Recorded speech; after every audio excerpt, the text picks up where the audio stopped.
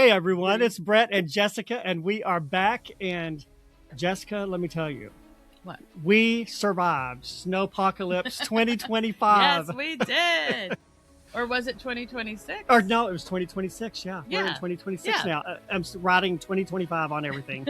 Yeah, it took me a hot minute. There's a few like stamps that I use at work that have dates on them. Yeah. And I changed like the month and the day, but then I forgot to change the year over to 2026, and I was like, for just a couple of days, and I was like, Yeah. oh man, I've been stamping things with 2025. Dang it. Yeah, it's so hard to get into that, but man, let me tell you, is in early February, we had the first big snow of the year for our area.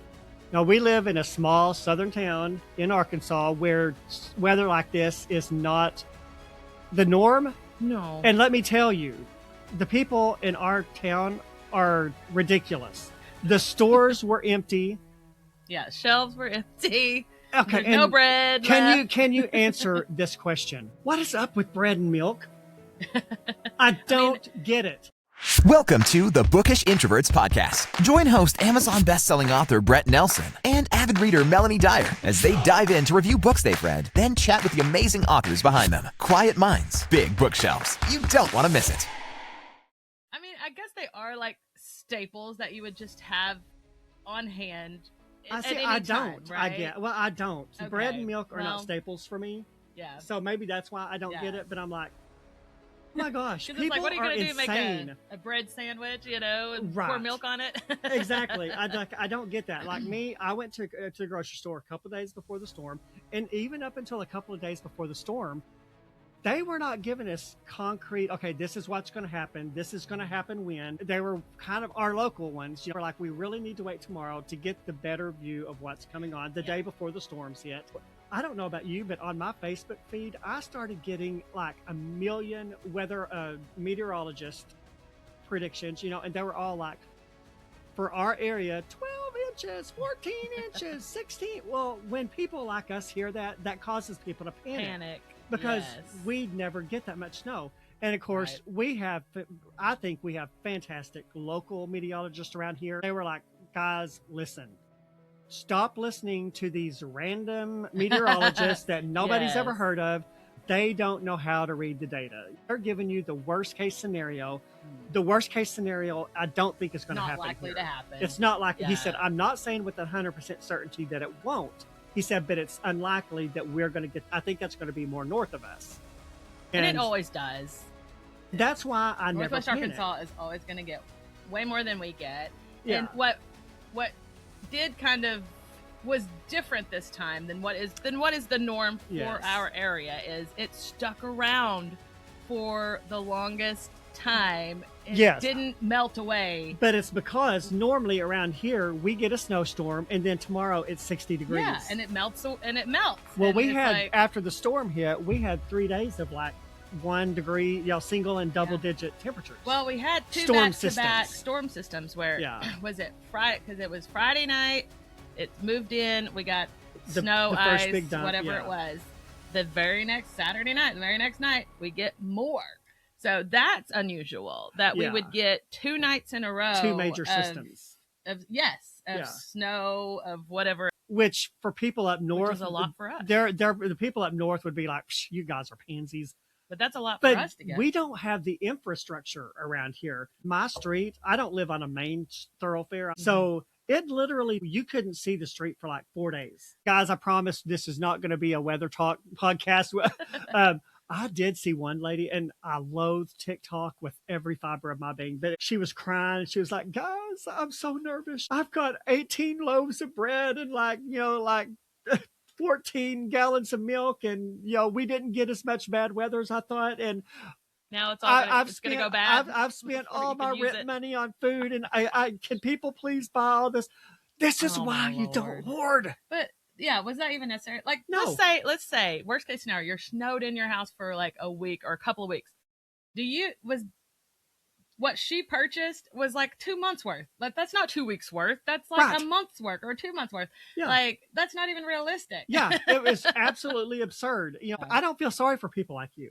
No. I'm sorry, but you literally went off the deep end in panic. Yeah. So one thing I wanted to talk about, we're in 2026 now. And so what do you think are some of the most annoying buzzwords of 2025? Oh, 2025. Of Buzzword? 2025. Well, okay, so and I don't even know what this means, but the 6-7 thing. That's the top one on the list. The top buzzwords that need to go away in 2026. And it was like, I think it's the height. Somebody's height. No, it's some kind of a measurement, it's right? pronounced. I looked it up because I didn't know what it was. That's the number one on the list. It's pronounced 6-7. It's a viral Gen Alpha and Gen Z, and that tells you all you need to know. Internet meme and slang term that emerged in early 2025 on TikTok, Instagram Reels, and YouTube Shorts. It's considered a form of brain rot humor, meaning it is largely nonsensical, repetitive, and often used to annoy adults or as an inside joke. Well, I had heard, and I don't know the validity of this, but I had heard that it had something to do with, I don't know if it's like a professional ball player. It had something to do with, like, that was like a stat for them, their height. It was, the number meant something. It was like, it was their height, or it was some kind of a stat, or I don't know. I'd heard that. Oh, no. So I don't know if that's true or not. Huh. I don't know. Yeah. But considering that those two demographics, Gen Z and Alpha, they're the epitome of brain rot in our society. So they say that's one of the top ones. Demure, who uses demure these days? Apparently, I've heard that. What is it? Demure. I think it's like fancy. I always thought demure meant like fancy or elevated. Yeah. So okay, in the corporate setting, what do you think? Do you have any ideas? All I can think of is acronyms, and half the time I don't know what the acronym what it actually stands for. Oh yeah, okay. So let me give you one, and then we'll see if you can. Synergy.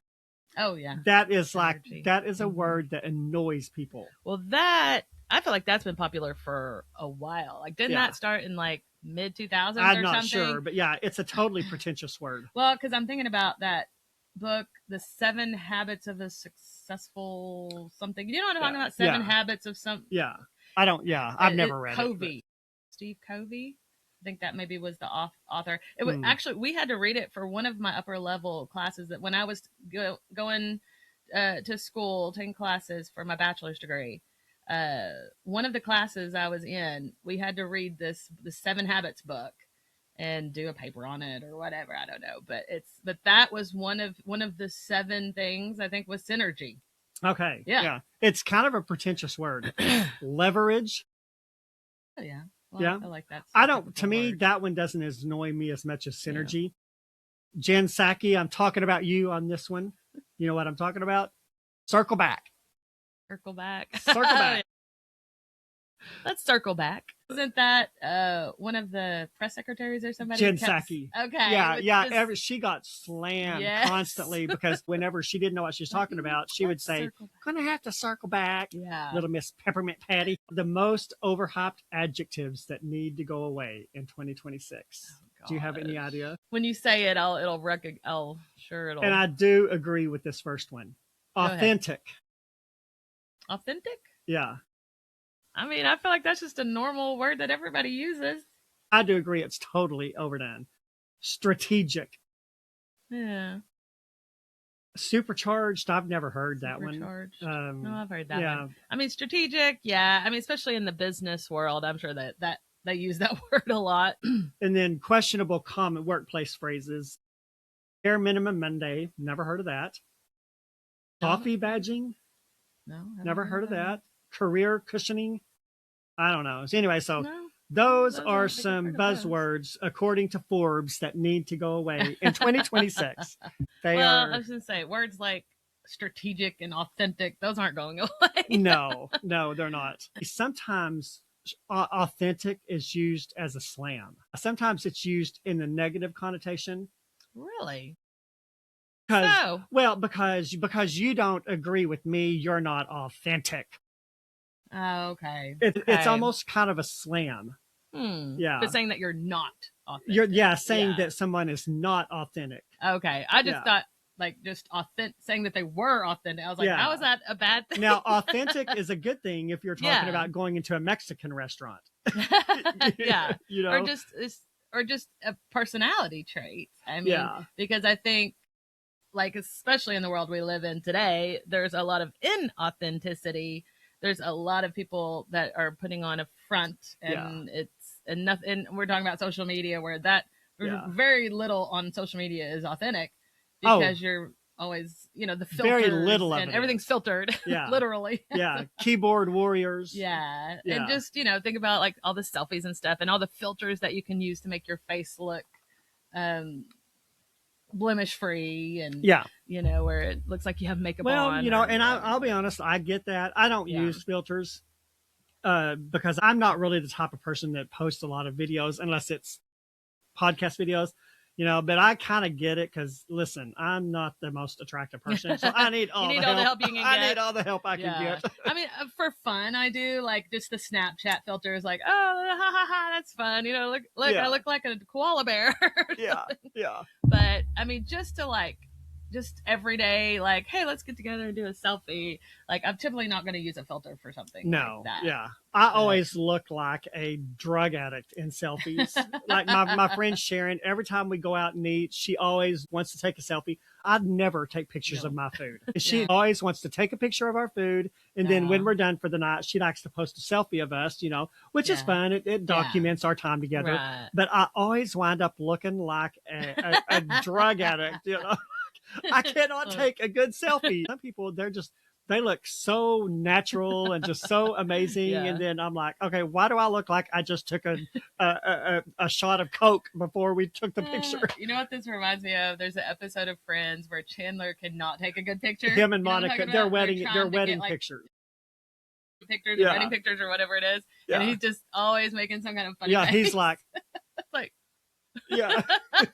and then in the end, she ends up just taking the picture with Joey. I love Friends. That is, and apparently Friends is offensive to Gen Z and the little snowflakes. Well, I'm sure just about anything that came out in the 90s is offensive nowadays. But I'm telling you, the best movies and the best TV shows came out in the 90s. 80s movies, honestly, and some of the best music. Hands down. 80s rock and 90s country are the best. I think that's why that Stranger Things was so popular. Part of the reason, that nostalgia. It was the nostalgia, because it's set in the 80s. I never really cared for that show. Epic songs, and it's like, I mean, even like their trailers and stuff. It's like, it's like, because it's like this epic song, That song is my life. That's the soundtrack of my life. You kind of get that vibe from it. So I think that's one of the reasons why it was such a popular show. And I heard this, and I don't know if you've noticed it or not. This is not my original thought. This is something I read, but have you, and it's really, once I read it, I was like, oh my gosh, this is true. Have you noticed in the past, you can look at a picture and know what decade it's from. You can look and you can tell, oh, that's the 70s, that's the 50s, that's the 80s, that's the 90s. Have you realized once we hit 2000, you cannot tell what any generation. I mean, other than just if it's a picture of somebody and it's like, oh yeah, you definitely look a lot younger in that picture than you are now, but just the aging of someone. But beyond that, but just style from the 2000s forward, there is no discernible anything that identifies it. Because I feel like that's one of the identifying things. Like in 70s, it was like afros, bell bottoms, and mustard yellow shirts. I mean, there was a fashion, there was a hairstyle, like the 80s, like the teased up hair, the ratted bangs or whatever. Like there was a style, a fashion sense. And I agree.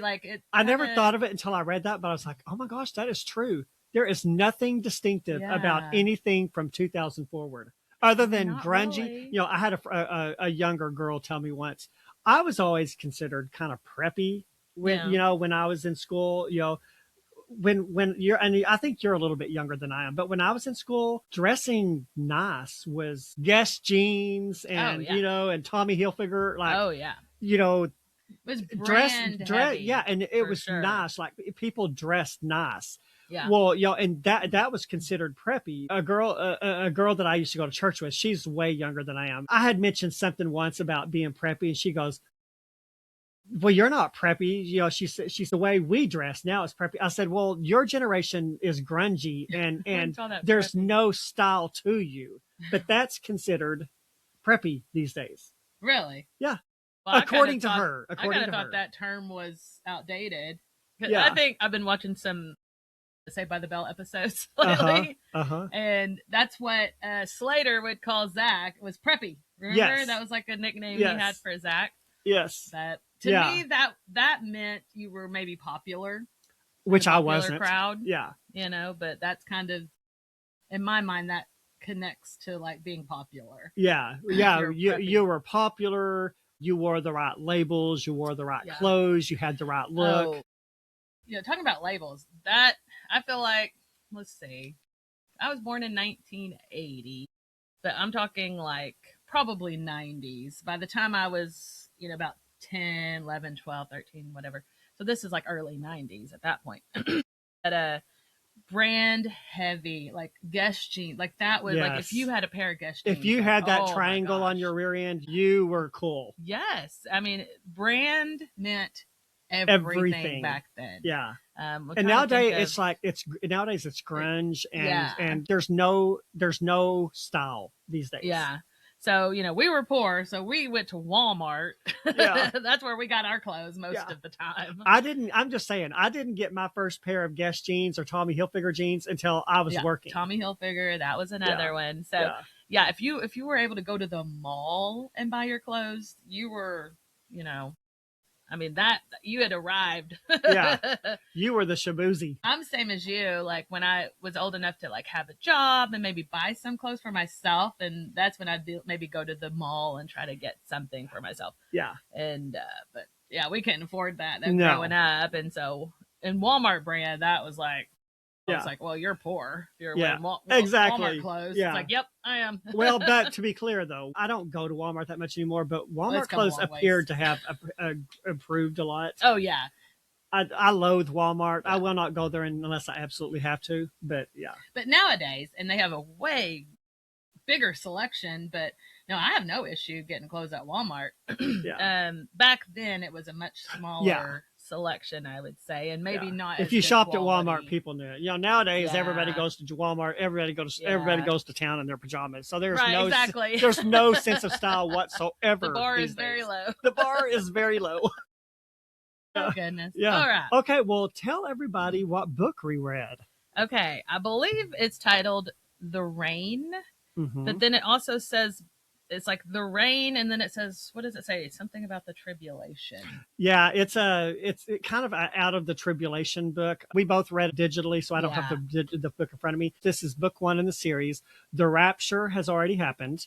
The tribulation has happened, and now we're into the millennial reign. In the beginnings of the millennial reign, there's like 3 more books after this one. Okay. So, so it's called The Rain, and I thought I loved books like this. The Left Behind back in the day was my reading jam. Too. Yeah, and one of these days we are going to do a Left Behind book. I would like that. Yeah, we're going to do that. Yeah. But this is the first book I've ever read or seen that dealt with the millennial reign. Same. I totally agree. When I saw it, I was like, okay, I want to read and talk about this book. Yeah, because I don't think I've ever read a book or watched a TV show or a movie that was set in this time period of all this stuff has already happened, and now we're talking about the people that are still alive, and that's part of it is that there's mortals and there's immortals. Yes. I want to say up front, Jessica and I are not theologians. We are not experts in the events of eschatological times. Mm-hmm. We're just talking about a book we read. We probably will talk about our beliefs, some in what we believe compared to what was depicted in the book. You as listeners may not agree with anything we say, and that's fine. If you want to tell us in the comments or email us, if you want to do it respectfully, we will be happy to hear what your beliefs are, but we will not tolerate disrespect in the comments. Any disrespectful comments on YouTube or otherwise will be taken down. We will not tolerate that. Yeah. So I agree with that. Yeah. Well, so I guess I would say that there's at least 3 schools of thought in regard to when the rapture might actually take place, as far as just on a timeline.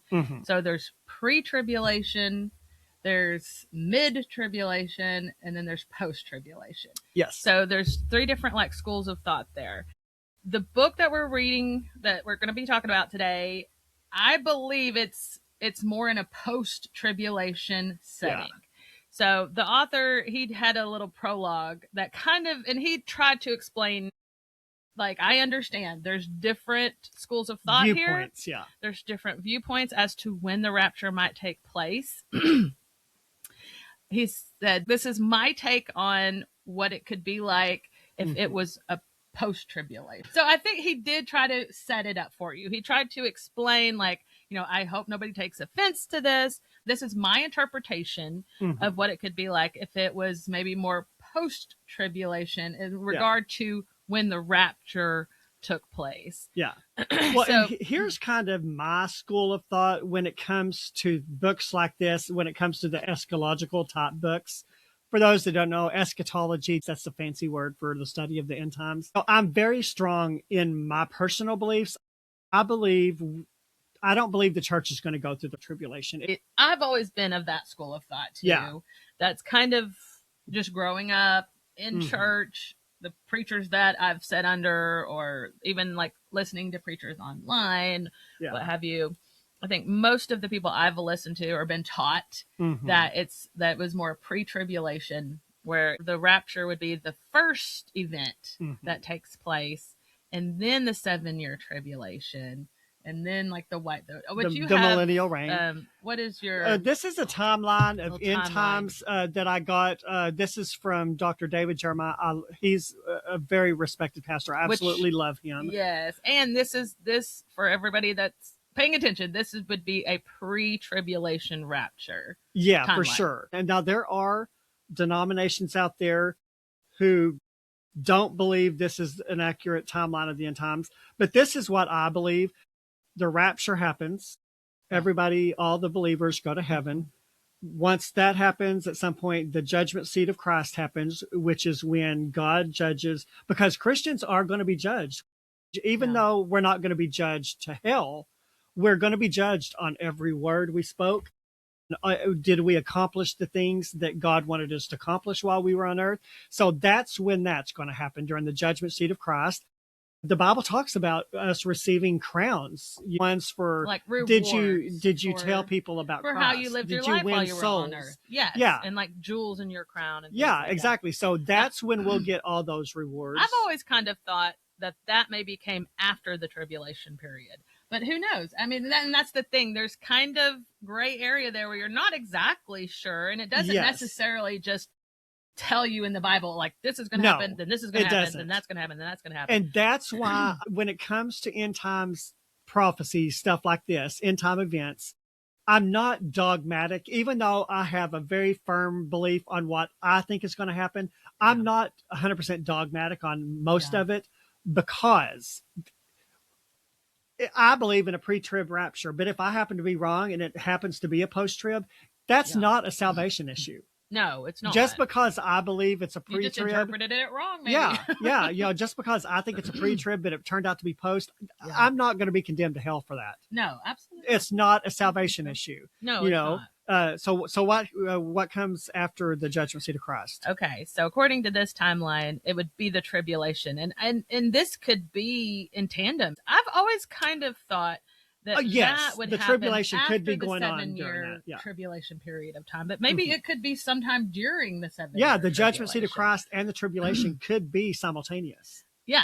So I don't know. I mean, it could be. This timeline though says it's rapture, then the judgment seat of Christ, then the 7-year tribulation, then the millennial reign, which is where we're at in regard to this book, is the onset of the millennial reign. Yeah. And then the great white throne judgment is the last. And that's the unbelievers' judgment. Like once the millennial reign is over, then the great white throne judgment happens, and that's where unbelievers are going to be judged for their sins, for their unbelief. And I believe that's also where Satan and the demons are going to be Armageddon, sent. like the last battle. Well, okay, that is not at the on end here. Of the millennial reign, though. Yeah, for me, I think in my mind, isn't that Armageddon? The Armageddon. That's somewhere after the tribulation and before the millennial reign. Yeah, but there is a battle at the end of the millennial reign. Oh, correct? I think so.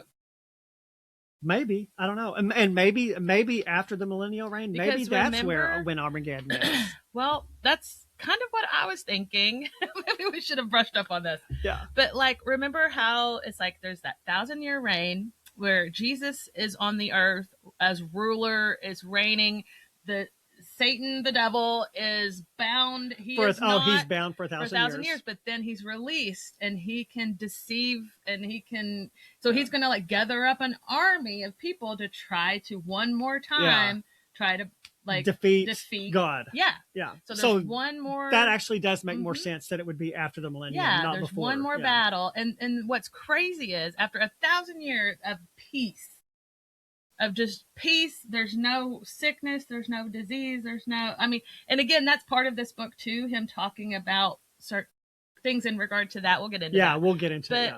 But that's my understanding of it, that it's going to be just complete peace. There's not going to be famine or disease or, murders, crime, things like that. Yeah. But there, and again, he goes into like there's this faction of people that are resistance to God's reign. Yeah, but which I'm not sure about. I mean, that was one thing that I was. There's going to be people though that will follow when Satan is released and comes back. He's going to gather up. There's going to be a faction of people that follow him and not God. Especially because in the millennial reign. Just because it's going to be a time of peace, it's not a time where we're still going to have the ability to sin. People are still going to be born into sinful natures. And have their own will. Yes. They're not, again, God never, ever, ever is going to make somebody do something against their own will. He's given us free will. So they still have free will. They don't have to choose him, even during this time frame. So that, yeah. Yeah, it was a very interesting read. Yeah. So our main character is Rodney. He's sort of the main character. We meet him for the first time, and we learn that the world that they live in is a world where fossil fuels and electricity are very uncommon. Which, can you imagine living in a world without electricity? But it's because the world has been ravaged by the tribulation. World, yes. So pretty early on, it's like, okay, this dude, he's been through some stuff. He has seen some stuff. He's kind of been in battle. He's military. Because until this point, the world has been ravaged by car-sized hailstones. Yes, I mean by global earthquakes. Yeah, like so all these things, all these natural phenomena. So it makes sense that the infrastructure of the world that we're used to, water and electric, it makes sense that those would all be gone. Because it's not just war, it's not just humans battling humans, it's natural disaster. It's the tribulation is really, it's God's last ditch effort to get people to turn to him. And and it talks about too in Revelation the judgment bowls, the bowl and the bowl judgment. He's going to release the first bowl, and it's there's a list of things that will happen. There's the trumpet judgments and then the bowl judgment. So like these. So the people that are still living, the population has decreased. Yes, the world population will decrease by like 3/4. Yeah. So there's going to be very few people alive at this point. It does kind of address the mark of the beast because it talked about, he's like reminiscing maybe about just recent events, very recent events. But how there was a dictator, which we believe would be the Antichrist. The Antichrist, yeah. So there's this dictator, and he had his army, and they came in and they would take over their towns. They would pillage, plunder, murder, and try to force people to get this mark. What did they call it? They didn't call it the mark of the beast, did they? What did they call it? Chips. They called it. Well, chipsters. they called the people the chipsters, Yeah. the people that received the mark of the beast. Yeah. Yeah. One thing I appreciated, I think, about his take on this, because it's not coming from a Christian's perspective. So there's not the Christianese. Yes. There's not it was the mark of the beast. It was it wasn't the Antichrist. It was a dictator. There were chipsters or whatever. Yeah. So I can't remember exactly. It really does feel, I didn't think about that as I read it, but yeah, you're right. It didn't have that Christianese that you would expect in a book like this, because it was from the perspective of a non-believer. Yeah, exactly. That's an interesting take, because I did not think of that. Yeah, and I appreciated that. And so as a reader, you're kind of getting a feel for, okay, like what all has transpired up to this point, and where are we on the timeline of things? And then so that's why they're really living. They've been forced into primitive times. I thought it was really cool because this guy Rodney, he goes outside to take a bath, because running water is probably even a thing. He didn't have running water where he was at. Yeah, so he was bathing outside, and he notices at the tree line there's a wolf watching him. Which in today's time, like, I would be terrified if I was outside and a wolf was lurking, because, like, that wolf wants to eat me. Yeah, it's a predator. He's taking his bath. Well, the wolf kind of creeps up to him and everything. Well, he's getting nervous. Well, the wolf, he notices the wolf has something in his mouth. And so the wolf comes up and drops a washcloth. Which he was like just thinking to himself, man, I wish I had a washcloth. And then this wolf brings him one, and then just like backs away, like, and it's totally. And he seems very like docile. He's and like, tame. Which makes sense if because during the millennial reign, and we'll probably get into it more.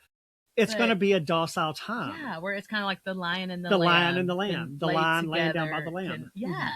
So it like the laws of nature are beginning to change, and he's like, all of a sudden it's like, I don't think I've heard anything lately about, this war or that war or the dictator doing this, or he's like, things have kind of been quiet lately. Yeah. Like what's going on, really Rodney, he was one of he refused to be chipped.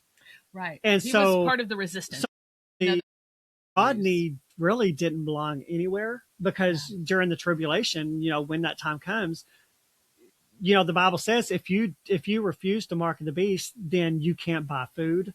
Right. You can't collect a paycheck from your employer if you're so like you really have to choose an allegiance at that point. Yes. Well, by him not he's an unbeliever, so he's really not on God's side, but by refusing the mark, he wasn't on their side. So he was really kind of in no man's land. Agreed. Yeah. And that they call they talk about it being like he was part of the resistance. They used that term. Yes. Where people were like fighting against the dictator. Like they're not going to give in to the dictator and what he's about, and they're not going to get chipped. Which I thought was an interesting perspective, because in my mind, I've always thought people that are resistant are the resistance of the Antichrist. Would be like, I always assumed it would be Christians. People like us, Christians. Yeah. It never entered my mind that non-believers could be against what's going on and rebel against it. Right. But it makes sense that there will be some people that are like, you're not putting one of those in my body. Right.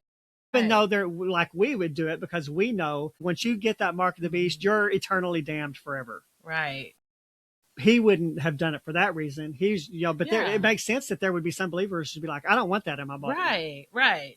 And so it is like I said, just a different take on it, because typically when you read a book like this, it's from like we were saying, like a Christian's perspective, or, they were in church before the rapture, but they weren't really living it. And then they didn't go in the rapture, but then they were like, oh, God, please forgive me. And they repented. And then they're like, they have this big repentance moment. So Rodney has lost his wife and his kids. And again, casualties of war.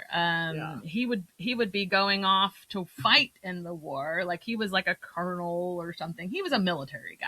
Yeah. And so, but he'd leave them at home. Well, while he was off fighting in one of the wars, I think somebody came and like raided their home and kidnapped her. I think she sent the kids off. She got them out in time, sent them off somewhere, but then they get captured and they get murdered too. So they're all, the wife and the two children, I think it was a boy and a girl, all murdered by like the dictator, his people, Yes. whatever. Yeah. And I forgot to mention, guys, I don't think we mentioned the author's name. His name is Jeffrey McClain Jones. okay. Yeah. His wife was taken by, what'd you say? The militia, or Yeah. I mean, the dictators. Yeah, the Antichrist, People. the resistance. After he gets ready, after the wolf drops off the washcloth to him, he decides that he's going to go into town. It's not a real robust business, again, because they're trying to build back up from the events of the tribulation. So he goes to his friend's Jay's store because apparently there's a hybrid vehicle that sort of is in the way. And apparently Rodney has the mechanical prowess to fix it, to get it started so that they can move it out of the way. So while they're there, Sarah, this character named Sarah, comes in, and she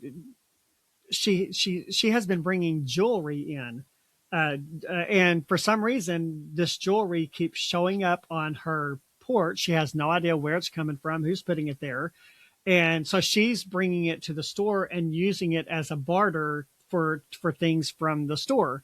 Well, come to find out, birds are dropping off jewelry. Yeah, and to basically help her to use as bartering. Yeah. So again, we're starting to see nature acting in like ways that's unnatural for nature as we know it. Yeah. Mm-hmm.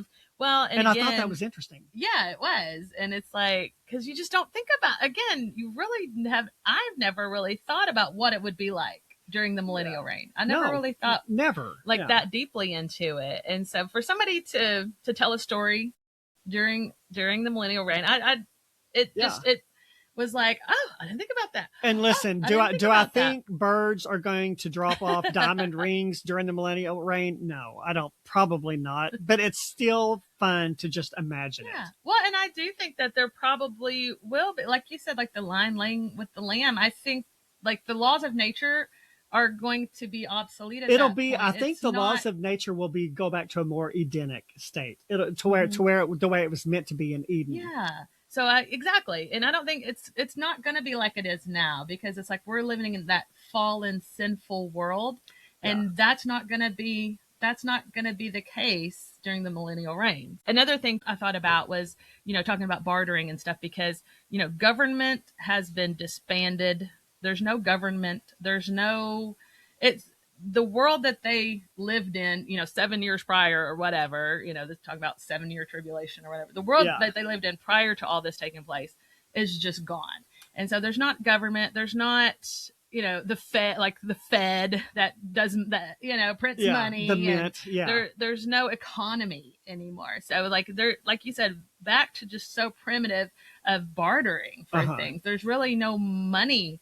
There's not a money system. So it really is just like, gosh, I never thought about, like, because, I mean, again, the people that survived, which are very few, what's left? And again, yes, there's no district, probably any farms that were there, they probably got destroyed by these global earthquakes. Yeah. When a car-sized hail rains down on your wheat field, guess what? There's not going to be any wheat left. Yeah. And not just the natural disasters, but the war bombs and, think about nuclear bombs and things like that. I mean, I think that's a reality. Like that's going to happen.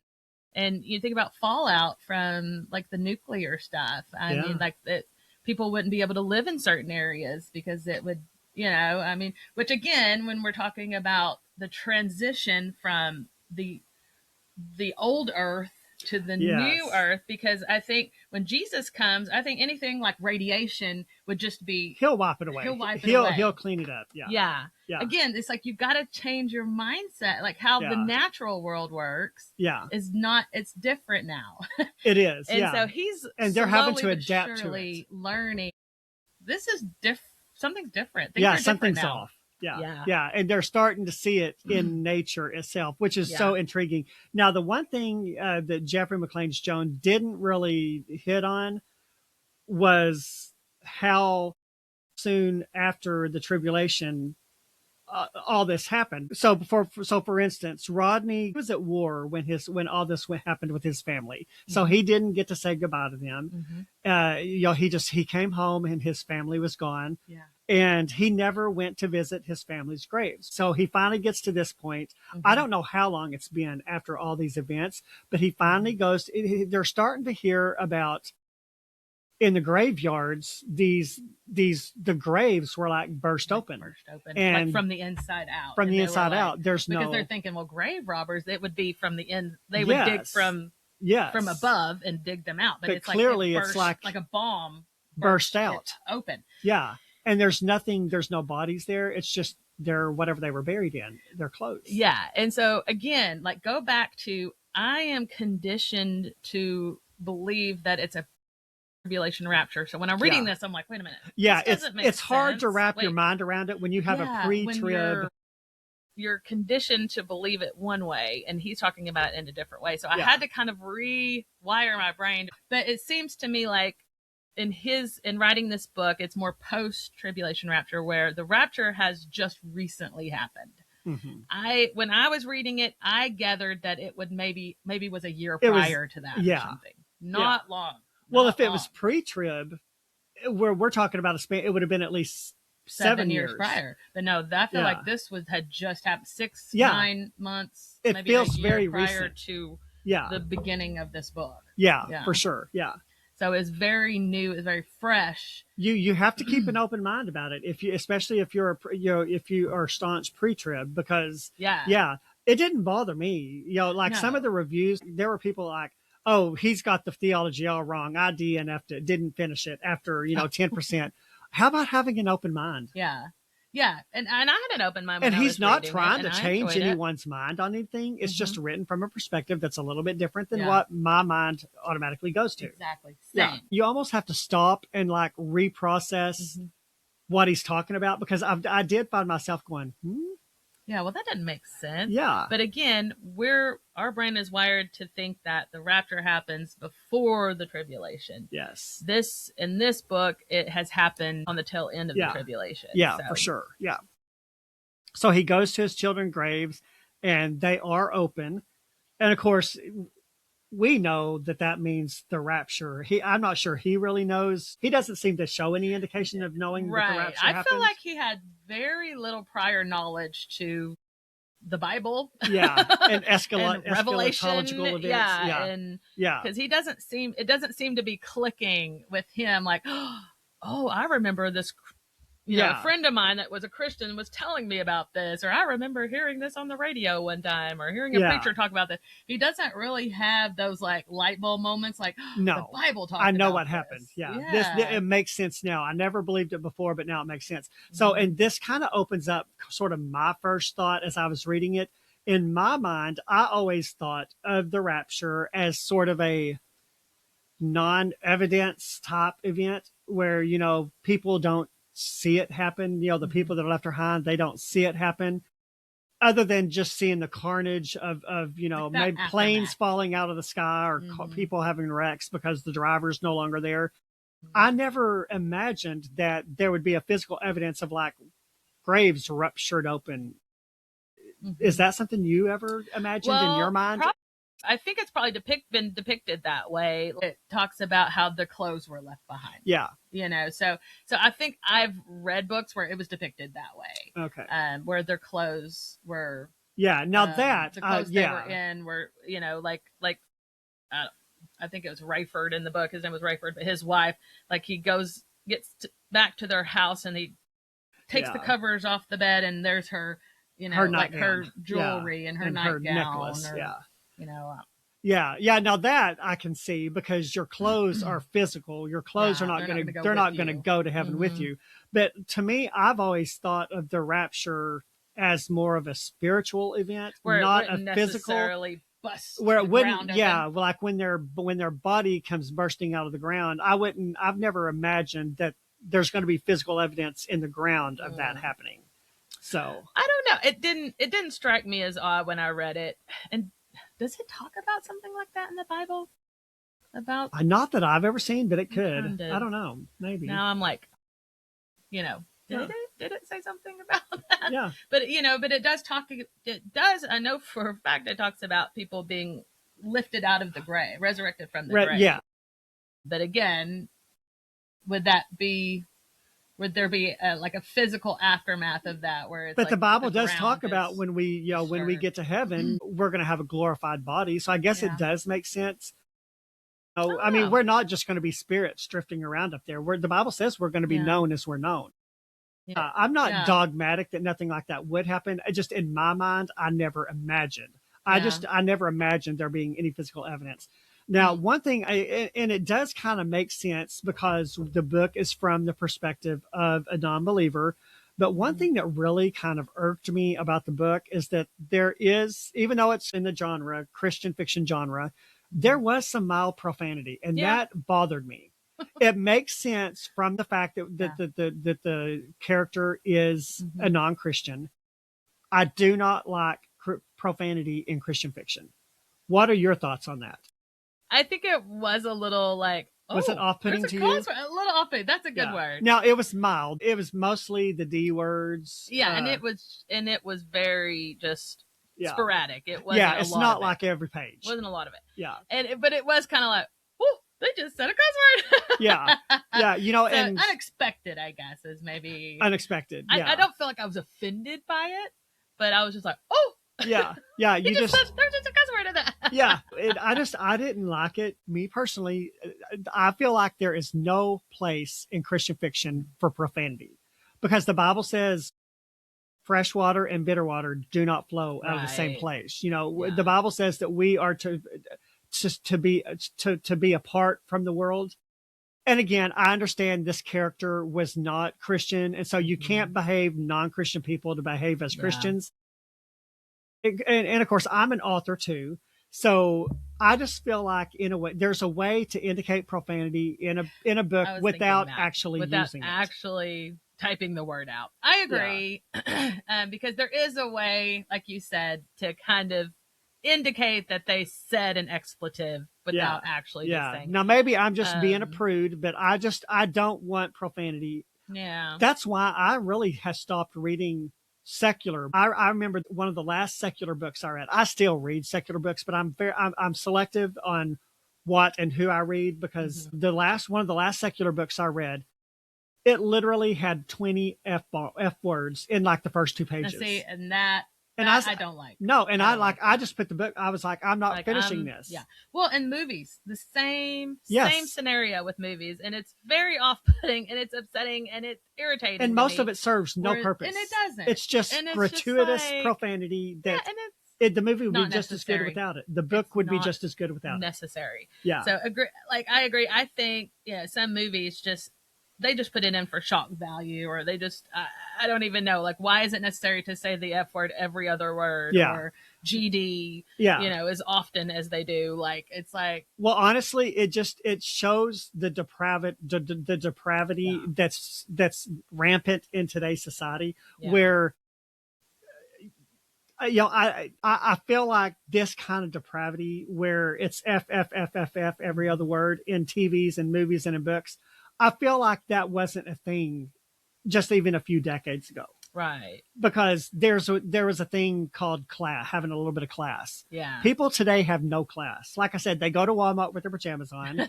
They scream and yell at each other in public, and like they cause public there's no spectacles. Decorum. I mean, and there's no respect.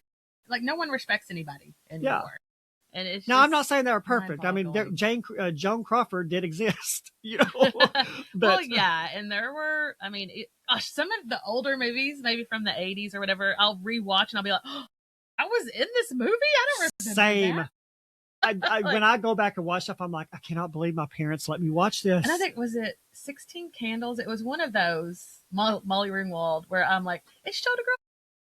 Did it really? Yes. Oh my gosh, I haven't seen that movie in forever. You might have to bleep that part out. But it was like a locker room, and it was like one of the popular girls, and she like looks in and like is envious of her body. But no, it showed her breasts. Oh my gosh, I don't remember that. And I'm like, yeah. So I mean, the movies that we grew up with, they were not necessarily clean, but I just feel like it's to the extreme these days. I almost feel like Oh yeah. Especially in the secular field. I almost feel like they deliberately like try to cram as much depravity into their entertainment. They're trying to be as offensive as possible. Yeah. Yeah. And then be like, oh, are you offended? Yeah. Well, yes. I wonder why. Yes. I don't want to watch a movie that has 42 F words in it. It's nonsense. Agree. Anyway, agree. yeah. So what happens next? So we were talking about Rodney. So yeah, he's gone into town. He's bartered and got a vehicle. Now this next part, there's not really a lot that happens here. They're going to all these abandoned places, trying to find things that are useful, that still have a little bit of value to use for bartering purposes. And while they're there, somebody shoots at them, like sort of from the distance. It hits the truck, and then Jay fires back, but he notices the bullet doesn't hit the house. It's almost like there's a force field around the house, which is weird. So the bullets ricochet off the house without causing any damage. So of course that's like really weird. So they're sort of talking about it like, what's going on? Well, these two Asian men walk up to them. They tell them they're coming into town to do business. They're very friendly, non-threatening, but Rodney still feels a little bit unsettled by them. Mm-hmm. And if I'm not mistaken, is it during this, somewhere in this time frame, Rodney, like, because obviously, again, he's a military man, so he has guns, he has weapons and things. So I think he tries to get his gun, like he doesn't know what's about to happen, and is he about to have to defend himself from whoever? Yeah, and his gun doesn't work; it's like jammed. Or something. Every time anyone tries to use guns, although this happened, but at some point during the book. Different places and guns cease to work. Yeah, it's just like the mechanism inside it is and maybe and that may be sort of a way as just like ushering more peace. Well, so that people can't fire at each other. Where it's like, because I don't think there's really going to be violence per se during that time frame. There's not going to be. Yeah, I mean, I don't know. I mean, the fact that people are, from what I've understood in the very minimum amount of teaching I've heard, this is not something that's talked about in the church, the millennial reign. Like you hear about the rapture, you hear about the tribulation sometime, and I'm talking, even those are very rare to. I don't know why in the world churches are not talking about, pastors are not talking about this more. We are literally, I believe, on the precipice of the rapture. Yeah.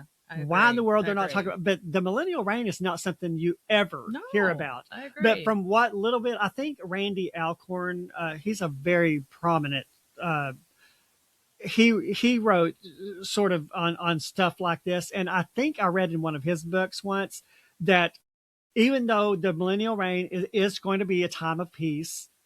People are still going to be born into sin. We're not going to be free of our sinful natures until we're in heaven. So there could still be crime. There still could be. But I think there will be thwarted, and it does, and that's the way he depicts the immortals are thwarting their efforts to they start throwing harm each other or do things. So but it's like they've noticed, like, man, my gun doesn't work anymore. What's happening? And I mean, they would like take it apart to look all the components. Like, well, it's missing this part or this component, or it's, whatever. But you're kind of figuring out when he, with Rodney, with the main character. It's like we get the revelation of what's going on along with the characters. Yeah, I agree. Because it's kind of like, okay, so he's used to being on the defense. He's used to like wartime. And he's used to being in charge because he's a military man. Yeah. And so he's used to having to fight and battle, and he's used to like, coming, when you come across a stranger, that stranger is probably your enemy, not your friend. And so things are starting to shift and starting to change. And I don't know. Tell them about these two Asian guys. They take a more prominent about them. Yeah, but they do. They're not just kind of come in and go. They do take a little more prominent role as the book goes along. And then Emma and Daniel come along. Why don't you tell them a little bit about those two?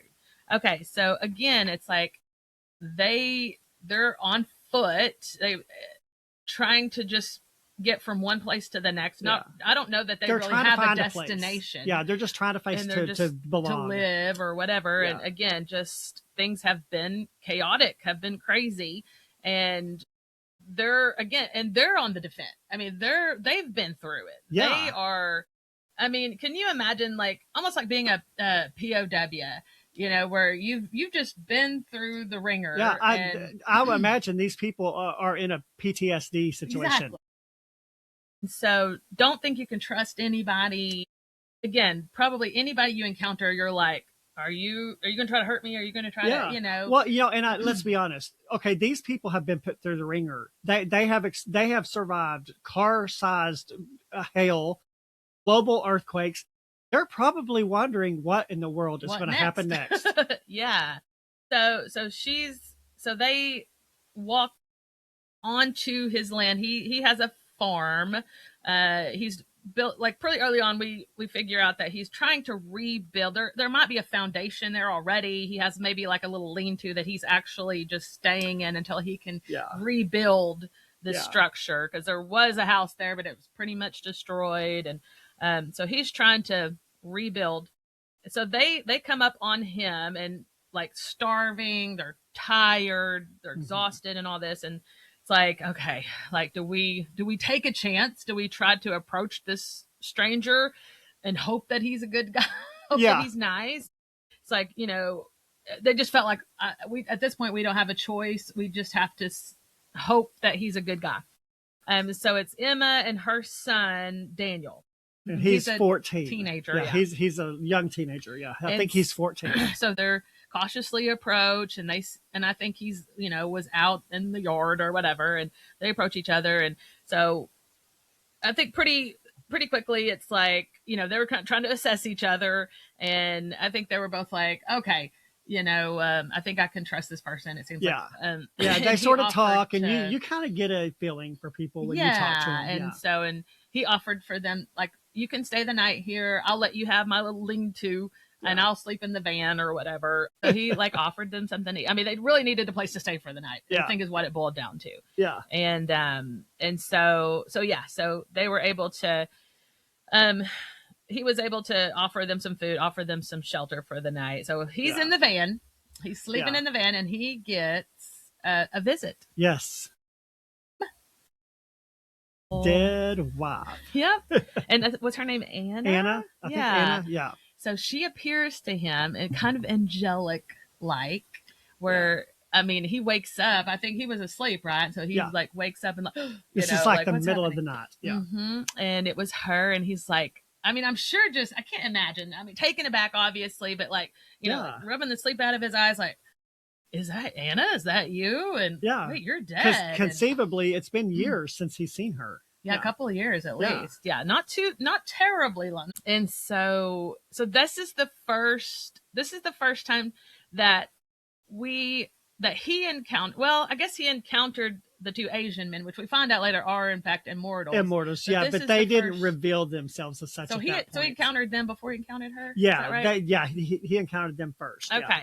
So but this is the first time where he is in realization of, I'm in the presence of somebody that died. Well, and she reveals to him that she is not in her human form. Right. She is in a glorified body. Yes. I don't think that's the wording she used, but she reveals at that point. That's the first time we realize, oh, there's people that are immortal, that are in glorified bodies walking around. Right. Yeah. And so, because obviously he knew that she died. Yeah. So either she's a ghost, or, you know what I mean? So like, it's obviously not his wife from before. It's like he knows it's her, but at the same time there's something different about her. Yeah. And she just has this peace about her, like a wisdom. And so, but she's telling him, like, things are going to be fine. Things are going to be different now.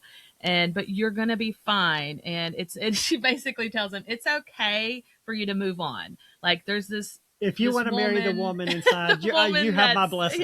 Yeah. Okay. Now, I found this interaction very weird, because why would she say, okay, it's okay to marry this woman inside if you want to? Like, at this point, had these two been around for a few days? Like, in my mind, this is the first night. So why would she automatically go to be like, if you want to marry this woman inside your... Yes, okay, I've known her for 6 hours. Yeah, seriously. Why would I want to marry her? Yeah. But But the thing is, she had a knowing that he didn't have, because she's not outside of the natural immortal. realm. Yeah. She has a connection to God. So she basically knew the future, I think. So yeah. But telling him like it's okay for you to move on with someone else. But for me, I thought it was just kind of weird because I mean, first of all, if my dead wife showed up and been like, you have the freedom to date anyone you want. I mean, for me, like, that would just be awkward. And like, to me, it would almost open up a whole new pool of grief again, seeing my wife. Although maybe seeing her in such a peaceful state, like he knows that she's okay. Maybe that has something helps. Well, because I think he was still grieving her. Like, absolutely. Honestly, it hadn't been that long. Like, we're talking maybe a year ago or something. Yeah. 2 at the most, I would say. But I don't know. I don't even think it was 2 years. So still recent, still fresh, and he was still grieving the loss of her and the loss of his children. Because up until this point, he didn't really know what happened to him. Yeah, I don't think it was like really clear to him exactly what happened to her. Well, he knew where they were buried. Yeah, like he knew where their graves were. Well, he knew they were gone.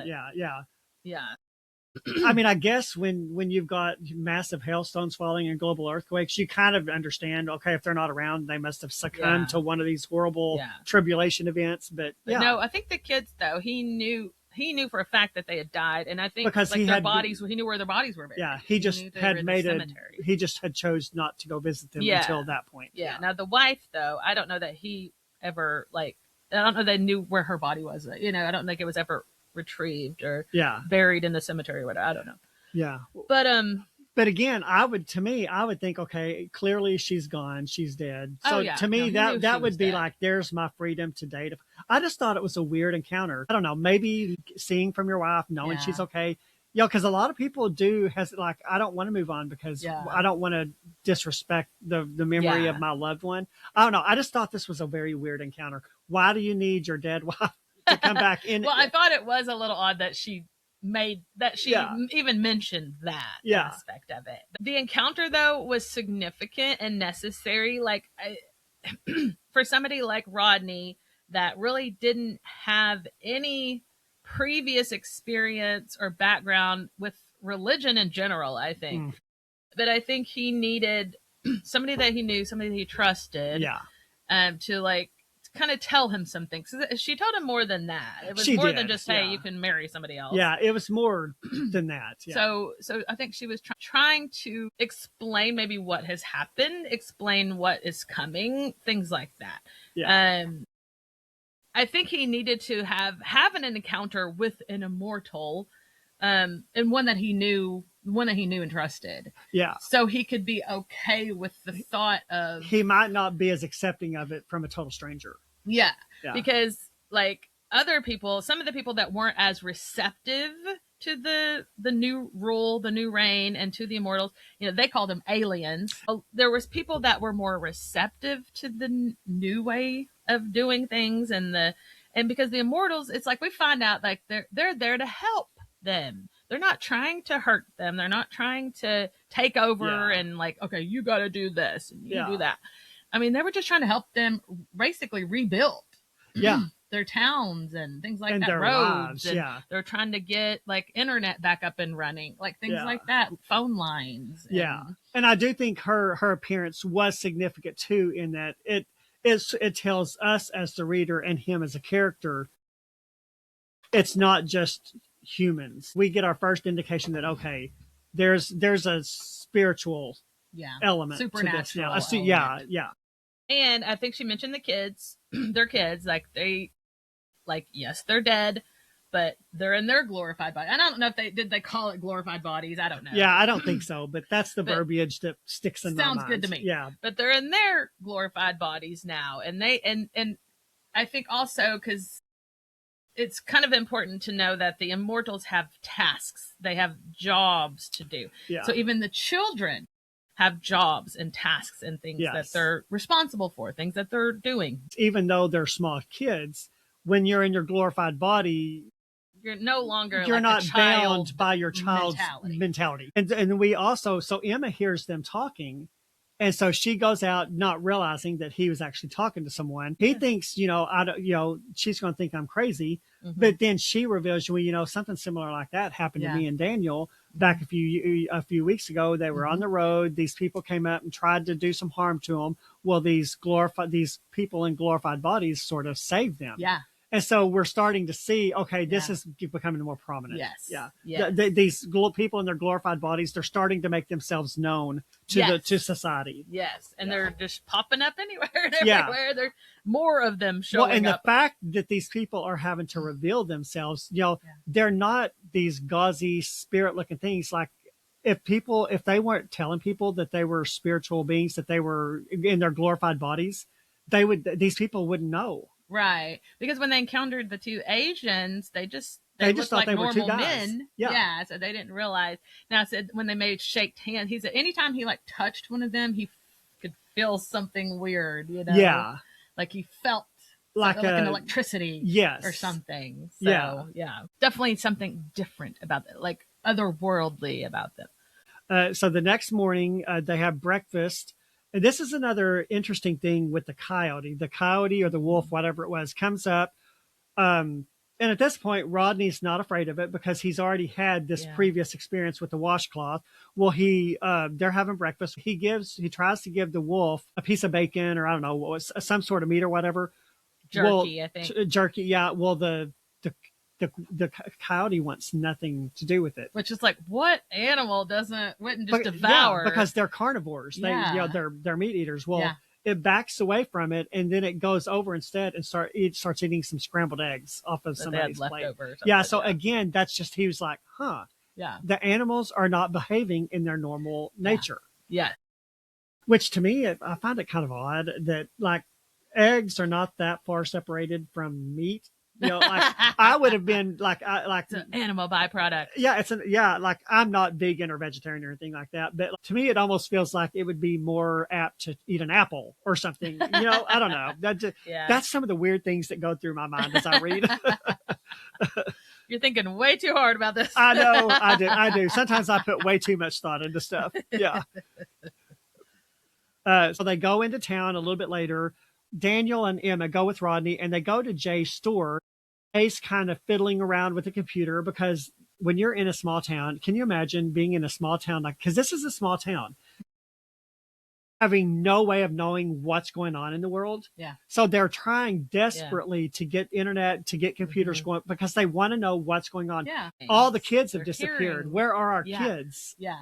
Well, that's another aspect of it. Let's halt for a second because that's another thing. It wasn't just people coming out of the grave, so to speak, in regard to the rapture. It was children disappearing.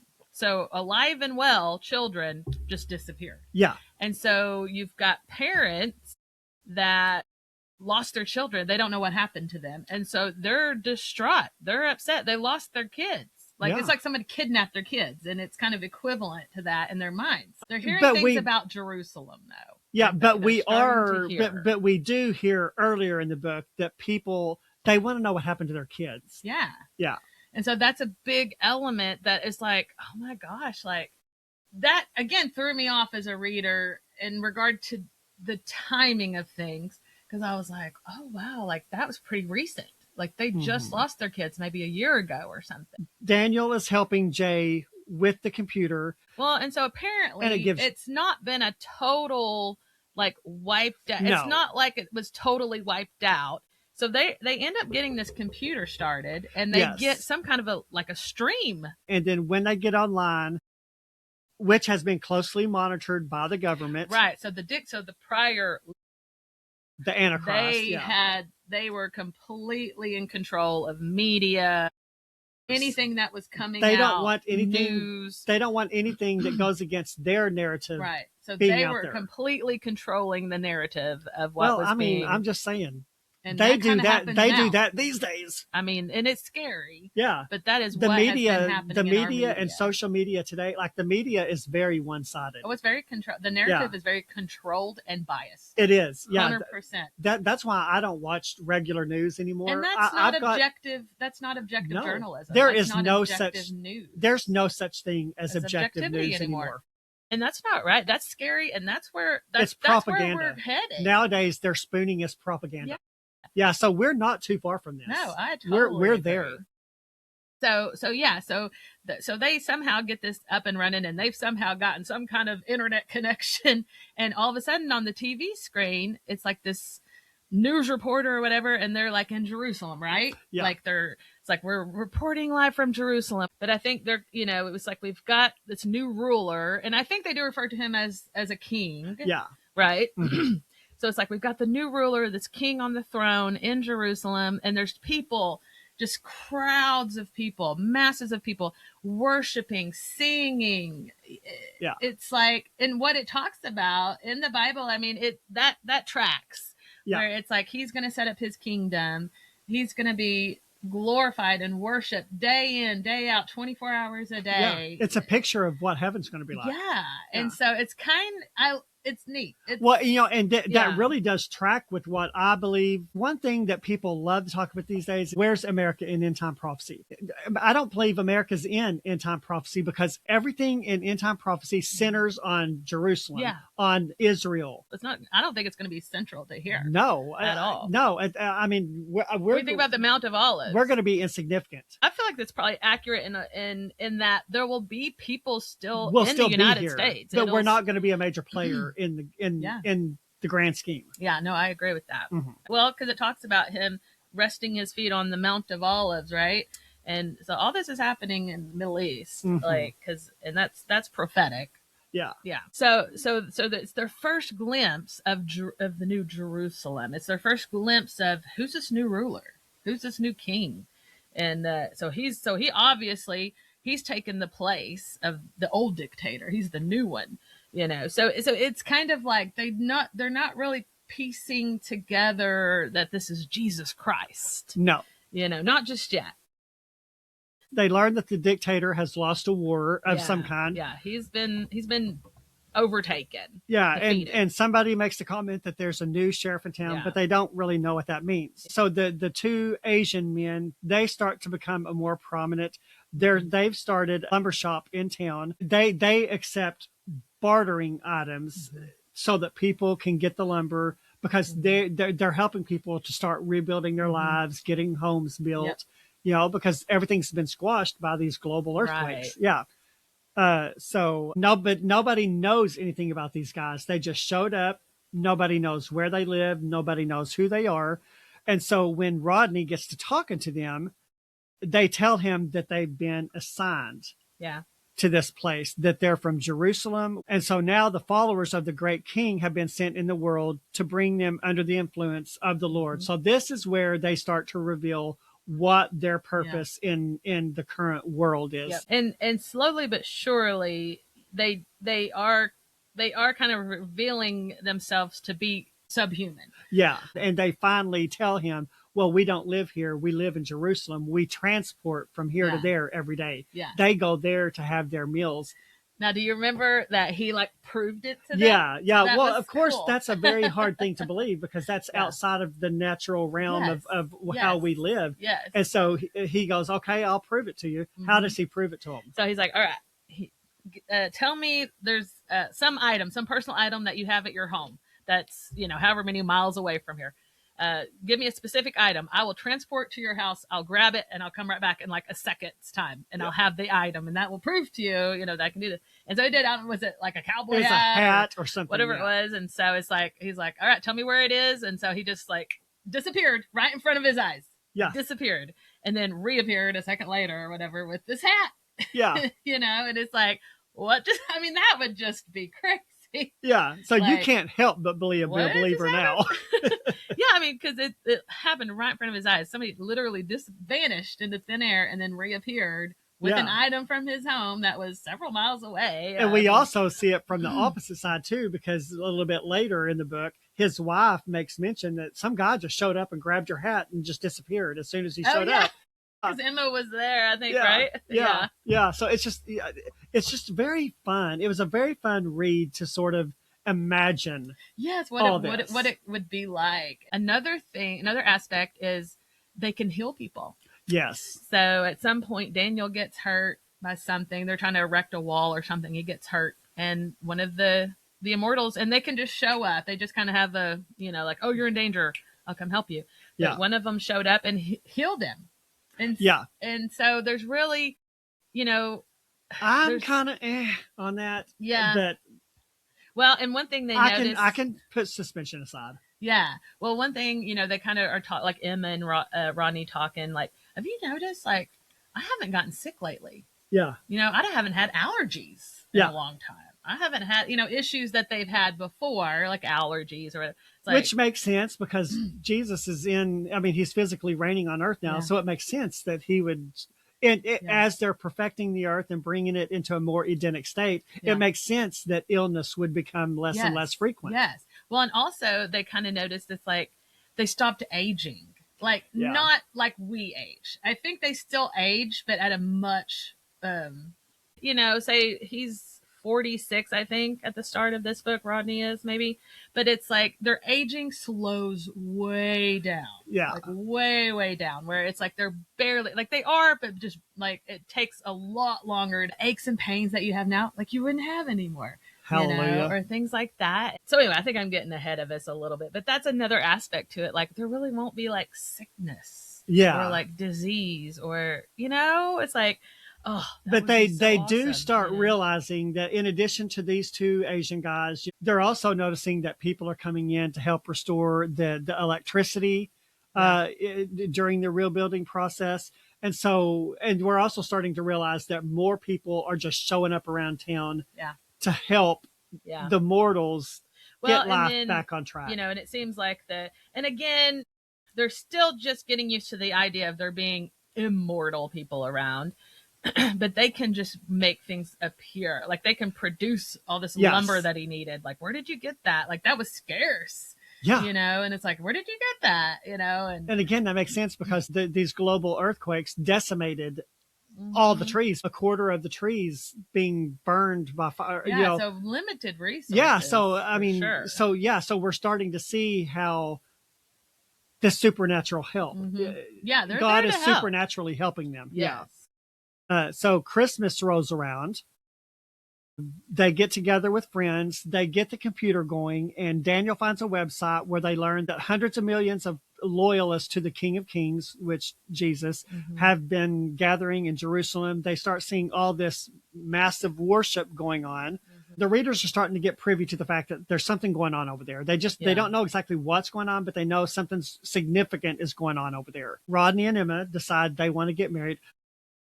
Okay, this is something that really kind of annoys me in books like this. Now, I know we're not in the middle of the tribulation anymore. We're getting into more of the peacetime of the millennial reign.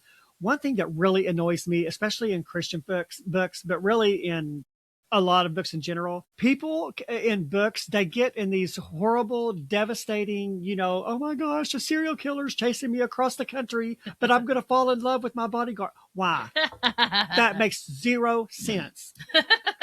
So to me, I find it odd that Rodney and Emma would be thinking about a romance in it, but maybe it's because all of the trauma of the tribulation over, they're starting to feel a little bit more peace. So I guess that makes a little bit more sense. Yeah. But so anyways, they decide they want a church wedding, which is kind of significant considering they're not believers.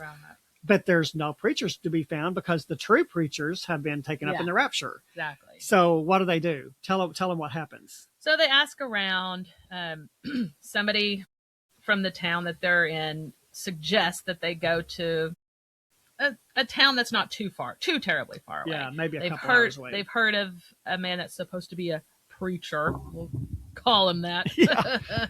But I think she did kind of warn him, like, no, he's not your typical. Yeah. But I think he's quote unquote a preacher, and maybe he can marry you. So So they travel to, even on the way, don't they have an encounter? Oh yeah, like somebody like is behind them trying to, like, there was like somebody that was trying to run them down or something and was trying to maybe cause them harm. And I don't remember that. Yeah, I think even on the way there, and he was like gunning it, trying to outrun it. And anyway, and I think an immortal showed up and like thwarted whatever it was. Yeah, it's like kind of, so there's still kind of danger lurking here and there. But again, that's becoming less and less. And then when there is danger, the immortals show up to kind of bail them rescue out. you. Yeah.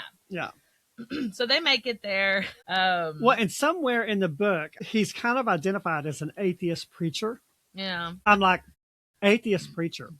Yeah, that's an oxymoron, if I ever heard one. It's almost like a liberal Christian. It's an oxymoron. He said it. He said it, not me. It's just I don't know how you can be an atheist preacher, Right. but yeah. Anyway, that kind of. Those are the weird things that enter my mind as I'm reading. Well, and he had such a horrible attitude. Oh, he was my mean. Lord. Yeah, he was mean. They're like, okay, this guy is bonkers, and they get up and leave. So we find out at this point that money is no longer a thing in the American government. It no longer exists. There is no government. Yeah, there is no government. So the two Asian men kind of tell them that a new monetary system come and tell them about that. Yeah, so I guess they've devised a system to where they were going to give 500 gold pieces to every person, about the size of a nickel. It's kind of like they're trying to give the mortals a sense of familiarity. Like, I feel like it's probably not necessary. Like, Jesus is Jesus. He doesn't need money. He doesn't need you to have money. Yeah. He can just take care of everything. But it's like, I feel like the humans, the mortals, they needed a sense of familiarity. They needed some form of government. A sense they needed of process. Some form of economy. Yeah. Yeah, structure. Yeah. So I think, in God's wisdom, he's allowing them to, because humans are going to want to try to organize. They're going to want to try to have some kind of government. Want to redevelop what they've had in the past, even though our government in general is just a crap show. It's like, I would love to be in a utopian millennial reign where there is no government, where everything you need is just miraculously like the manna in the Bible. Like, to me, that seems like the perfect world. I would not be fighting for a new government. But and it's funny because I think there's times where Rodney has that realization, like, these people don't need us to have a government. Like they're placating us. They're allowing us to do this, but it's not even really necessary. Like, he starts to realize, like, it's not even necessary for me to try to defend myself anymore, because they're going to show up and defend me. They're going to show up and take care of it. So he has those moments throughout the book of like, they probably, like, this probably isn't even really necessary, but they're allowing us to do it because it's something we feel like we need to do. Yeah. But so he has those, like, I feel like those realizations at times where it's like, we're mortal and they're immortal. If they wanted to, they could just take care of this and not have to. But again, like you said, God's kind of a loving God in that way, that he will kind of give us our creature comforts. So I think that's what's happening here. I think it's for our benefit. It's for the human's benefit, to be able to have some type of economy and maybe some type of government, because that's one thing that follows pretty not long after this. They start wanting to try to form a government. Well, and I'll be honest, this kind of goes against what my understanding of the millennial reign is, because my understanding has always been, okay, the millennial reign is God's kingdom. It's his government. And I've always been sort of the understanding that God is, at this point in history, not going to allow any kingdom to rise up against him. And that's kind of what these people are doing. It's almost like they're trying to build their own Tower of Babel again. Well, and I think so there is a resistance. And the whole point of this government is that they want to rebel against what's going on over there. Well, yes and no. So it might start out that way, because I feel like there's a lot of players here, and they kind of end up separate. It's like the wheat from the chaff, where, like, Rodney and a few of the people where they're kind of sympathizers of the new kingdom. They want to work with them. So there's a faction of people that they want nothing to do with the immortals. They want nothing to do with the king in Jerusalem. They don't want to work with them. So they have their own little cult camps that they live in. And so they are the resistance at that point. Yeah. They're resisting the new king in Jerusalem. They're resisting the immortals and the help that they want to provide. Rodney's wife wants to start a huge garden to help her local community and her family. And so, again, that's just another helper that's coming in, teaching them how to do all this stuff. When Rodney asks what happens to the children, the Asians finally tell him that all kids below a certain age were taken because of their innocence. Yes. Which we know as the age of accountability. Yes. I'm not sure I believe. Again, taking this as a grain of salt, I don't think the age of accountability is a specific age. I feel like it's more when a child gets to the age that they understand right from wrong and they understand the importance of accepting Christ in your heart. That's your age of accountability. What do you think? I think I agree with you. Like when I was younger and like hearing my mom talk about it, or you know what I mean? Like people that have that you're in their charge, your parents, your pastor, whatever, the adults in your life, you know, when you're a kid, teenager or whatever, like I'd always heard people say 12 years old. That's the age of accountability. If they're below 12 years old, then you're not old enough yet to make that decision or whatever, be responsible. I think I more agree with you now, though, as an adult, that there's not like a cutoff age. Yeah. That I think it is more of a mentality of who's at the place where your brain is developed enough to logically make that. And that happens at different age for different kids. Mm-hmm. I mean, it's pretty much scientific proof. Girls develop mentally faster than boys. Agree. Yes. Yeah, it's just so. I just don't think there's a specific age. I agree because I think it's more of a mentality thing. It's more of a maturity thing. Not dogmatic about that. I could be totally wrong, but that's my belief on it. Yeah. But I mean, obviously, like a 5-year-old can't be held accountable for, you didn't accept Christ as your savior, you're going to hell. Yeah. Come on. If you believe differently, that's totally fine. Yeah. So at this point, Rodney learns that the kids are on earth, they're serving the king, and that they're safe and happy. So they learn that all the kids are over somewhere in Jerusalem. Yeah. Yes.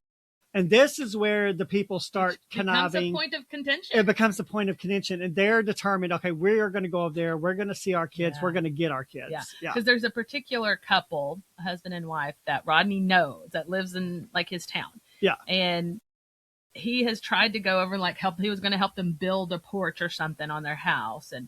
But it's like the husband has just been in such like grief and he has not handled any of this well, and the wife too, I think, but it seems like more the husband than the wife. And you know, they had, I think, 2 children that were raptured, which they don't know anything about the rapture. They don't know what that is. All they know is their kids disappeared. Yeah. You know, so it's like, and then when they hear, you mean my kids are in Jerusalem? You mean that new ruler stole my kids? Yeah. You know, it's like seeing it from that perspective. I'm like, oh gosh.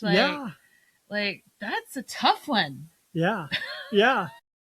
You know, because I guess I never thought about, you know, you think about the rapture, you know that children are going to disappear, Christians are going to disappear, but like children of non-believers, so the children will disappear, but the parents will still remain. You know, if they're non-believers, they haven't accepted Christ as their savior, they're not going to get raptured, but their kids will. They're under the age of accountability, you know, like we're talking about. So I mean, there's that, like, where's my kids? What happened to my kids? And then not understanding the whole rapture, and that. Although you would think there would be people around it, this doesn't seem to be the case. You would think there would be a few people around who would be like, oh, you know what? I've heard about this. I went to church, but I wasn't a true Christian. Yes. So I know what's happening, but that doesn't seem to be, you don't see any of that in this book. Yes. And it's a little surprising. Yeah. It's I feel like there should be some people around. Right. Like, yeah. Cause even if you're not a church goer and you've never been a church goer and you're not a Christian, you don't believe in God, but you surely have heard it. Yeah. You can hear it. You can hear it on the internet. You can hear it from your neighbor. You can hear it from your mom, the person you work with. You're like, you're gonna know. Like, I feel like you'd have to be living under a rock for your entire life to never have heard about the church rapture. You would think Dawn would prevail on Marblehead. Somebody would be like, oh, okay, I heard all this church. I never believed it, but it makes sense now. Yeah. Yeah. And I think there is like one instance, there's one lady that's like, yeah, my grandma was a Pentecostal and she told me that. Yes. I think there is one instance a little bit later on in the book.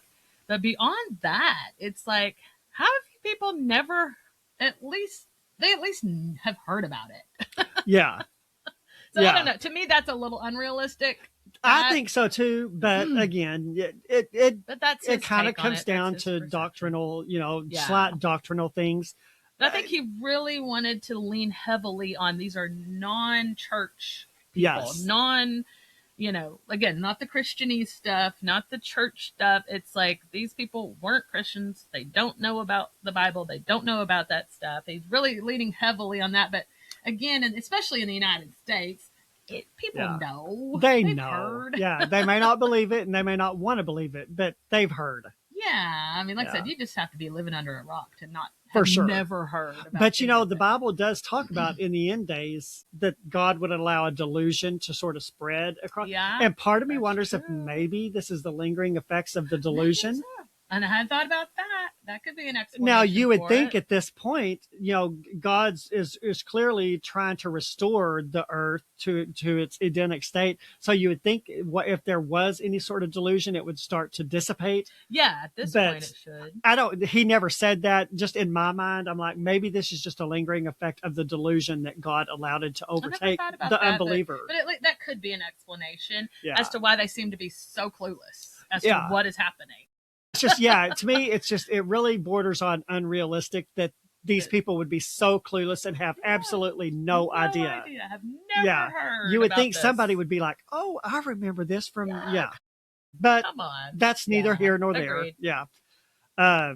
So a character named Betty shows up, and this is at the point where we learn, you and I as Christians, we sort of can ascertain the sort of the events, but she sort of explains to the characters, the rapture has happened, the tribulation is over, Jesus has conquered the Antichrist, and now we're in the 1,000 years. So this is where the characters start learning the succession of events that have taken place. As taught by her grandmother's Pentecostal. Yeah, like I said, I think there was mention, at least one mention, like, my Pentecostal grandma was kind of telling me about this. Yeah. Oh, and that's interesting that we just talked about that, because my note here says Betty never believed all this stuff until before. Yeah. So Betty asks Lily, or whoever Lily, why she believes now, because she never did in the past.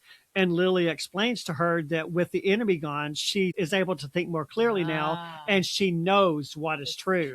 So, so there we go. We just answered our own question. Yeah. So here we sort of see a grassroots band of people starts forming in town because they want to stop the takeover of the aliens or the people in their glorified bodies. Yes. So they're starting to make plans. They want to go to Philadelphia. Yeah. And I'll be honest, this is the point where I sort of checked out of the story a little. Oh, okay. They want to go to Philadelphia during the summer. They want to build an army to fight against what's going on in Jerusalem.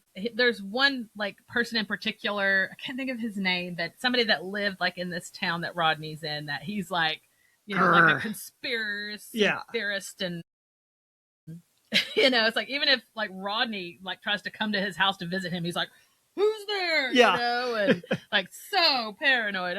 But he's one of the ones where, and it makes sense because apparently all of these people that are left they were part of the original resistance against the dictator, which aka Antichrist. Mm-hmm. So they're all people that are resisting the authority of whatever entity is trying, to be in charge of things, the dictator, the new king in Jerusalem, or whatever. These are the people that resist those types of things. Mm-hmm. I mean, even when they were threatened with starvation because they couldn't buy anything because they didn't have the mark of the beast or whatever, they're like, I don't care about that. I ain't getting that. You're not going to tell me what to do. It's kind of what am I trying to say? But you're against authority. You know what I mean? Well, I mean, it's going on. That's going on in our world today. Yeah. Where it's you're not going to tell me to get a voter ID. I mean, what's going on in Minneapolis. That is a prime example of people bucking authority. Yeah. And and really the only people that are left seemingly are these types of people. Yeah. Because the Christians are gone. And then the dictator and his followers, they're gone.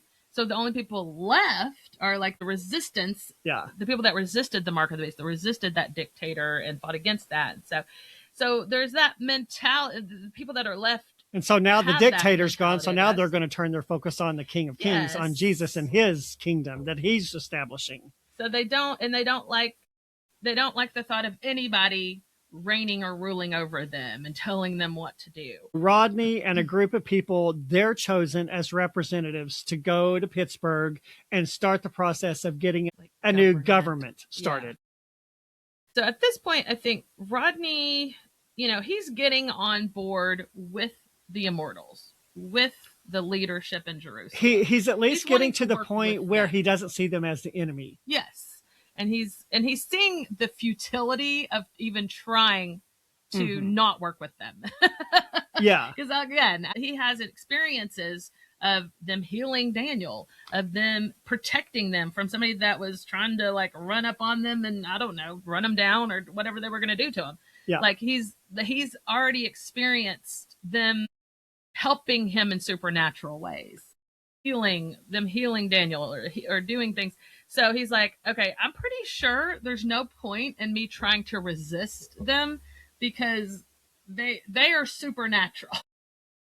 Yeah. And I think they can do whatever they want to do. I think they can read my mind. He's like, I'm pretty sure it's a futile effort to even try to work against them. So I might as well work with them. Yeah, for sure. These people are so disgruntled about the fact of their kids. And actually, a man and his wife have actually gone to Jerusalem at this point and come back, and they report that, yes, there's millions of children over there.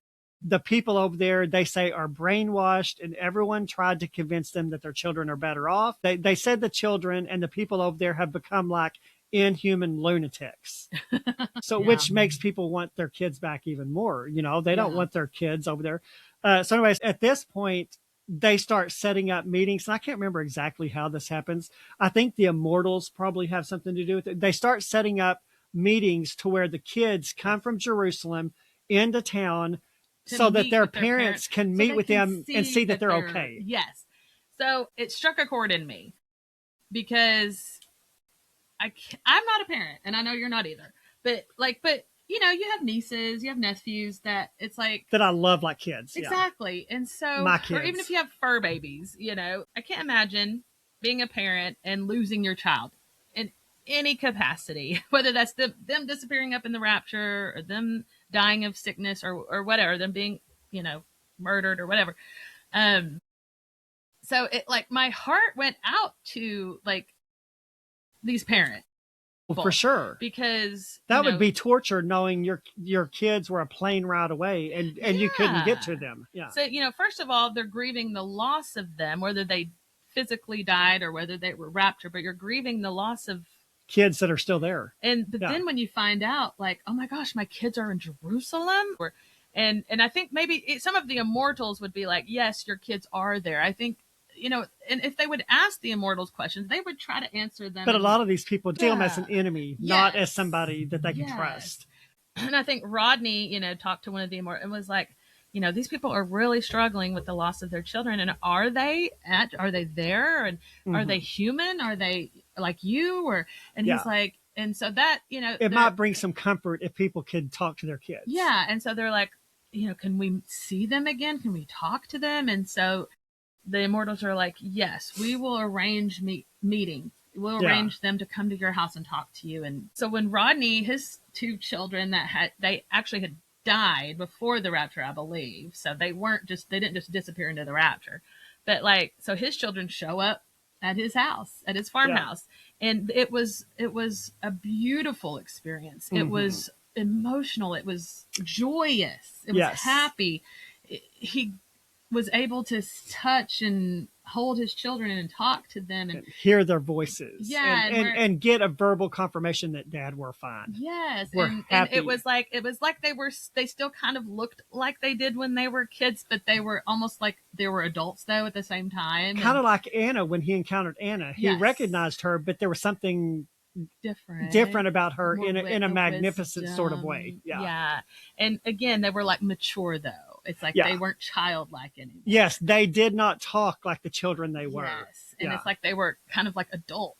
And but he recognized them though as his children. Well, and the Bible says the Bible says we'll be known as we're known. Yeah, in heaven. But they didn't stay at like a 6-year-old mentality or something like that. Yeah. So, but they they have healing powers. Like I think like the daughter Olivia said, was talking to Emma and was like, yeah, you were barren, but now, God's healed you from that. You're going to be able to have a baby or whatever. But she had a kid before, but then I think she had fertility issues after that or whatever. But so she's like, touched her stomach, healed her, it's like, you're going to have a baby and all this. Yeah. An interesting thing though, I've got it on my notes here. In the middle of all this, people start taking the immortals hostage. I don't, is it just because they don't like them? I don't even remember that. Again, this is that grassroots. This is that resistance. Yeah. That group of people that have banded together. And again, you've got like the crazy conspiracy theorist people that are the extremists. Well, and they're manipulating the parents that have lost kids. They're using the loss of their kids, the emotion of that and all of that, the anger, the whatever they're feeling, the emotions of it all. They're manipulating those people into joining because it's like, they took your kid. Yeah. They want to promote people into their grassroots activities. They're trying to recruit. Well, the thing that went through my mind is like, okay, these people are immortal. Why are they allowing themselves to be taken hostage? Is this kind of like a Jesus on the cross thing where he could have taken himself off and saved himself, but he chose not to? Well, and I think it even kind of talked about it because I think Rodney questioned the same thing. And he's like, I think they're allowing themselves to be captured. So they might be preventing humans from being harmed. So it's like, they can't harm the immortals. No. And so they're like, well, we'll let them take us. So that way they don't take it out on other people kind of thing or whatever. But I thought that was interesting. His kids give him the blessing to start a new family. Right. And it's just like, that's what they needed They needed to see their kids. They needed to see that they were okay and they were happy and they were this and that. Yeah. But that one couple though, I can't think of their names. But the man that really was struggling, that had issues, him and his wife, that were struggling with the loss of their kids, and their kids just disappeared into the rapture. Their kids show up to talk to them, and you would think, oh my gosh, they should be thrilled by this, but he's not. And again, it's like it goes back to hardened hearts, they weren't receptive to it, and they hadn't been receptive to any of this the whole time. Where Rodney, he's softening. He's being receptive to the immortals. He's being receptive to the things that are happening, and they are hardened, and they can't process it. They can't deal with. They can't handle it. Mm-hmm. They see their kids. They know that that's their kids, but it's it's too much. They can't. And he's runs away. He's like, get out of here. Go away. Get out. And they're like, okay, I can see you can't handle this. We'll leave now. But it's it was sad. The difference between the experience that Rodney had with his kids, for example, it was glorious. It was wonderful. It was happy. Which is nice because people aren't cookie cutter. People are going to have different experiences. They can experience the same situation, but have different reactions and very different reactions to it. Yeah. Well, and again, it kind of just, to me, the difference was, again, Rodney was, his heart had been softened. And like you were saying, there is going to be a time where people are just hardened to the Holy Spirit. The Holy Spirit will be removed at some point too. Well, and this is a little bit cliche, but I know you probably heard the saying too. The same boiling water that hardens an egg softens a potato. That's good. I mean, so yeah. It's like reconciling all of that, in your mind. But as Christians, we know what happened, and we know that they're in a better place and all this stuff. But they didn't. They didn't grasp that. Yeah. No, not at all.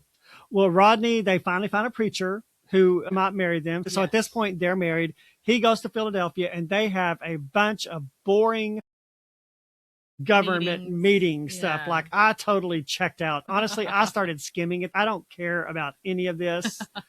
But what they do, he becomes privy to, there's a side meeting that's going to be happening for the resistance. Yeah. And that's basically what all of this was building up to. Yeah. Because it's like right now they're all kind of mixed. They're intermingled. Where you've got people that the resistance people that don't want to cooperate with the immortals, with the new king in Jerusalem. But then you've got people that do. But they're all kind of intermingled right now. But then, they have segregated themselves. They're like, well, all of us that feel this way, let's have a secret meeting over here. Yeah. Because we're going to try to take over. We're going to try to whatever. Mm-hmm. We're going to oppose this new ruler, and we're going to take back our land. We're going to take back the government. We're going to, he's not going to rule us over here. We're going to, you know what I mean? Yeah. So Rodney tries to infiltrate this meeting. Yeah. So because he's got some friends, like in that group of people, So it's like, he goes to the meeting and something happens. Somebody gets hurt, and one of the immortals shows up and heals the person. And then Rodney's like, I'm out of here. I got to get out of here, because he feels like he's in a den of wolves, because he's not in agreement with them. And then it's at this point that there's a separation taking place where Rodney's like, I'm not with them. I'm not with them. I'm with them. Yeah. Yeah. So there is this, during this time where the resistance tries to storm in, and is that later on? It's after this, probably. Honestly, I don't remember, because when we got to this point and all the Philadelphia stuff, I just started skimming because I didn't find any of it interesting. Well, okay. So I think it was still this gathering. Mm-hmm. So the resistance people, they were like, okay, we're separating from you. We're not involved in what you've got going on here. We've got our own thing going on here. But so then it was like Rodney and all the people that agreed with him that, hey, we do want to start a new government, but we want to cooperate with the immortals, with the king in Jerusalem. So they're trying to do their thing, maybe have elect people, blah, blah, blah, blah, blah. They want to work with the government, but they want to be sovereign from them. Yeah. Yes. And I think the immortals are okay with that. I think Jesus is okay with that. They're allowing them to do that. Which that goes against everything I believe about the millennium, because Jesus, he's building up his eternal kingdom. Yes. I don't think Jesus and God's going to allow a separate kingdom to even be parallel to him. Yeah. So this is one point where it kind of diverges from mine. Mm-hmm. Again, just because that's what I think doesn't mean that's how it's going to happen. But that felt a little bit strange to me. Yeah. Because again, I think when Jesus comes to reign, there's no need for government. No. There's no need for, because once this 1,000 years is up, there's nothing but God's kingdom. Exactly. There's no reason for any other. So again, this is his interpretation of what could happen, what he thinks might happen. Yeah. And I understand where he's going with it. We kind of covered that earlier, where it's like not necessary, but they'll allow it. Yeah. Because these humans, they think they need it. We're going to placate you. We're going to let you have your own government, even though it really means nothing. Yeah, it means nothing, but if it makes you feel like you feel good, we'll let you do it. Get on with your bad self. But that's where we're at. That's the story. That's the storyline where but they're in cooperation with them. That's the thing. Yeah. So anyways, but the resistance though, their last day of meeting, they're going to come in with guns ablazing. They're going to try to take over this meeting or kill all of them or whatever they're going to do. The immortals show up and put a stop to it. Like immobilize them, where they're like on the ground and can't move their body, and the mortals just take care of it. I mean, Yeah. So it makes sense that that army is going to be this band of resistors. So, like, I feel like that's where he's getting what he's getting at. Yeah, he's building up he's to that. building up to that's because there's like three more books after this one. Yeah. So yeah. So it makes sense that that's where he's going with it. Yeah. Yeah. So he gets home and he finds out Emma is pregnant out of wedlock. Yeah. Again, they're unbelievers. You know, and not even saying that's an unbeliever thing. This happens to Christians too. But he gets home from Columbus and they start realizing, again, more and more things are starting to come to their recognition. The planet's starting to change. Deserts are blooming. There's no destructive storms. Yes. There's no tornadoes. There's no hurricanes. There's no extreme weather. Yeah. Yeah. Where it's just like warm all the time. There's no extreme cold. It's becoming more of a utopia. They're realizing that their lives are becoming more of a utopia. Well, Rodney is catapulted into a major player in what's going on. I'm trying to figure out where we need to go from here because we're getting toward the end of the book. Okay, so here's one thing that really kind of, again, this was kind of a little bit of a weird thing to me. So as the story progresses, we start to see not only the immortals coming in, but they're sort of helping the people to go out and do the work of cleaning up the earth. Basically, the people, part of their goal is to get the earth prepared for the Creator to arrive at the end of the 1,000 years. That he's already in Jerusalem. Right.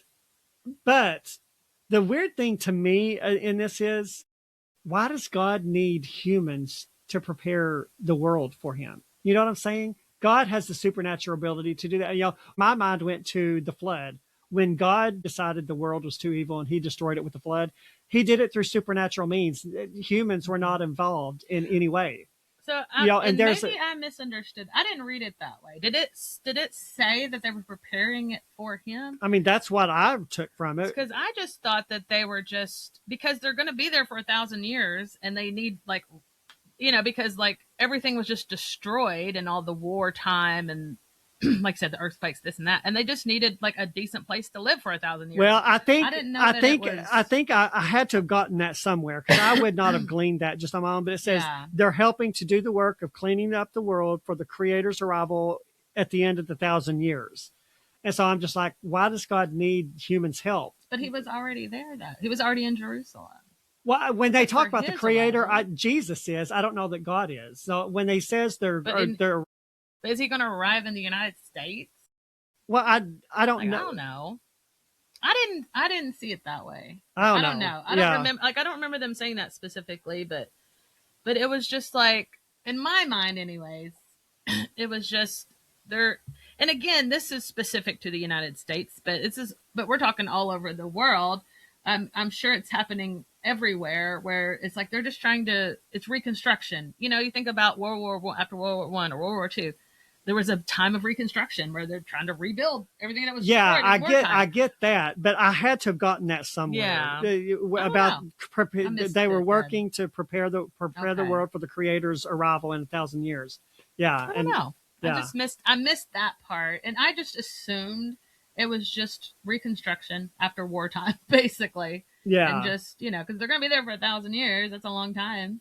Yeah, and they're going to want. I just in my mind went to God. God doesn't need humanity's help to prepare the world for His arrival. So I don't know. No, I don't know. I didn't. Yeah. I mean, I missed that. If it said that, I missed that part. So it does have a time jump. A big one. Yeah. Was it 20 years? I don't know, but at this point, Rodney's children are now adults. Yeah. So it was a huge time jump. Though, there is an event that happens that's significant. So Rodney, again, he's very involved in government. We know there's a resistance. They're kind of keeping an eye on it, but they're kind of letting the immortals keep an eye on it, really. They can keep a better eye on it than the humans can, because they can like read minds and just know what's happening. And because there was a part where it's like there was like Rodney and another military guy like go on an airplane, and they're kind of surveilling this area that they think are people that are hiding out and stuff.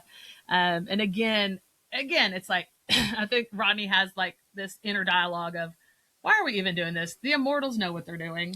They can actually see, they have like x-ray vision where they can see past the brush and they can actually see where they're at and what they're doing. We're just kind of guessing where they're at, or you know what I mean? They're limited by human they're basically nature, inserting themselves into a situation they really don't need to concern themselves with. Yeah. So, but anyway. Then again, don't we as humans tend to do that? Yes. And I'm sure, well, habit, because I mean, up to this point, that's what you had to do. Yeah. You didn't have immortals to help you out and all that. But now, and again, that was a learning curve for Rodney and for all the humans. Like, oh, we don't have to do all these things that we used to have to do because they're here to help us. I mean, I was thinking about the garden that Emma had, where I think it was Lily, maybe, that one of the immortals that was assigned to her to help her with the garden, because she was telling her that, oh, you don't have to worry about the animals. They'll leave the garden alone. Yeah. You know, the rabbits aren't going to eat your carrots. It's like, wait, what? And so it's like they didn't have to, like, things were just easier in the millennia than they are now, like in today's world. You didn't have to worry about stuff like that. And that's why it almost feels like cutting off your nose to spite your face. You live in a world where everything is easy. You pretty much, you have everything you need, either supernaturally. You don't have external factors sabotaging your way of life, like weather and animals. And yet you're going to still try to rebel against a government that's trying to make things easy. Again, I know that's just humanity, but it's like, and that's why I think Rodney couldn't understand why people were rebelling against it, because it didn't make sense. It's like, they're here to help you. They're helping you. They're not doing anything to harm you. Not one thing have they done to harm us. But some people refuse to see reason. Us, some people refuse to see reason. So, you know, maybe a year or so has gone by, but you know, they're in this, they've got this new government established. They've rebuilt a lot of things. Things are kind of back to their new normal. It's a new normal for them and everything. And they're kind of just living peacefully, but there was some kind of reporter that showed up at Rodney's house and asked him questions, and then they spliced things together to make it sound like he said things he didn't say or whatever. And they aired that, and then it made people mad at Rodney or something. So one night, whatever it was, these hooded people show up to, you know, storm into his house, and he's like, has the baby, because she has had the baby. And that was one thing that one of the immortals like prophesied over the baby at one point, saying he was going to be a great man and do a great leader and all this. So they have the baby now. But so these people storm in, and it's like, oh my gosh. And he's like, you know, going into fight or flight mode, and he's trying to, like, he gets the baby to her and like run, and they're coming in and all this. And then immortals are not far behind, but then Rodney, like, he's still human enough to where he's like, I gotta protect my family, I gotta protect my baby, my wife. So he makes a move to try to do something, but that makes her fall, makes the baby fly out of her arms or something, falls on his head. The baby is dead, lifeless. The baby dies. And it's like, oh my gosh. And it's like, can the immortals, can they do something? Can they heal him? Can they bring him back to life? Because in that one instance where that man committed suicide, the immortals couldn't bring him back to life. And that was kind of its own thing. They said he chose, because it was his choice. He chose to do that to himself. He chose to kill himself. We can't, you know, do anything about that. Yeah. And so they were like, you know, you're kind of like left like, are they going to bring the baby back to life, or what's going to happen here? You know? Yeah. And then it kind of just like 20 years later. Yeah. Left you hanging. Yeah. Left you hanging. And then 20 years later, here we are. The kids are all adults, and life is great. And we find out that the immortals did bring the baby back to life. He's an 18-year-old about to graduate from high school. They're at his high school graduation. So it's like the morning of his high school graduation. They're getting in the van, and they've had 3 more kids since him. So now they have 4 kids or whatever. And they're like, Dad, tell us the story about when, what was his name? Joshua. Tell us the story about when Joshua died. Yeah, it was very expositional. Yeah, and so then we get to find out what happened. What happened to him? Yeah. So overall, I really enjoyed the book. I did too. I did. I got into it. It took me a little like several chapters in before I really kind of like understood where are we at here? Yeah, where are we going? What are we doing? Yeah. Although it did start to fizzle out a little bit for me at the end for some reason. I did enjoy it overall. But I don't know. It seems like once we got to the part where they were going to Philadelphia and we started delving into trying to set up the government and all the the story started fizzling for me at that point. I wish it had been more just a touch of that and then get back to the real story. But yeah, but overall, I really enjoyed it. I did too. And I may at some point read book 2 just to see kind of what, I don't know that I'm not a series reader, so I very rarely finish a series, but I may read book 2 just to see kind of where it goes from there. Yeah. Yeah.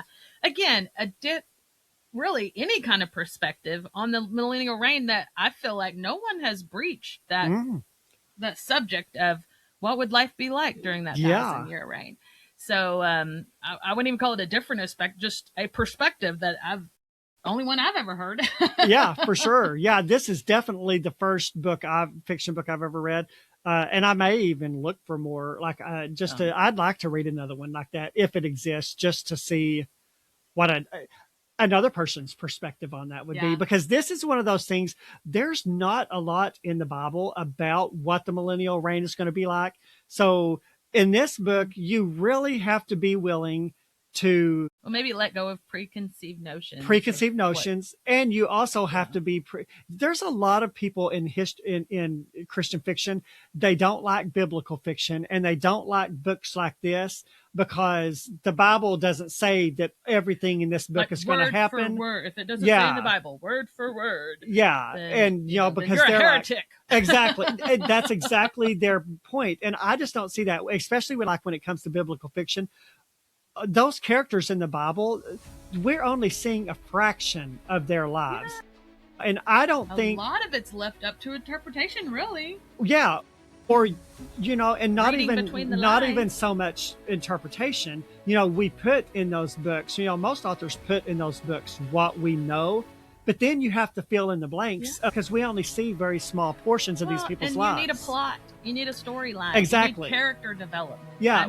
There's a lot. I've heard people say, well, that's adding to the Bible. No, we're not adding anything to the Bible. This is Christian fiction. Yeah. This is building on a very small story. I've seen reviews where people are very offended by books and even by Christian fiction because they consider anything that's not in the Bible as adding to the Bible. Well, writing a fiction book and then building the story a little, that's not adding to the Bible. No, people like that get on my nerves, honestly. And it's like, well, then I guess you never should read any books or watch any movies. Yes, exactly. Seriously, I guess the only book you should ever read is the Bible, and you should never watch TV or read any other book because that goes against what you believe. Reading fiction is supposed to be fun. It's supposed to be entertainment. Now, not to say that fiction can't teach us things and give us a new perspective and a broader perspective on things, because I think good fiction should do that. But some people take their fiction books a little bit too seriously. Well, it's fiction. You know what that means? It means that it's not real. Yeah, it's not real. It's not meant to be real. It's not the author saying this is how it is. Making a fictional story about characters that, hey, this could be a story that could happen in the millennial reign. This is my perception, my interpretation. Some people just don't get that kind of nuance. Anyway, I'm glad you guys stuck with us through this. I know this is a long one, so we're gonna get off here. We appreciate you guys so much. We will talk to you guys next time. Bye. Thanks for coming on, Jessica. Bye. Thanks for joining us on the Bookish Introverts podcast, where together we explore the worlds within the pages. Until next time, stay bookish.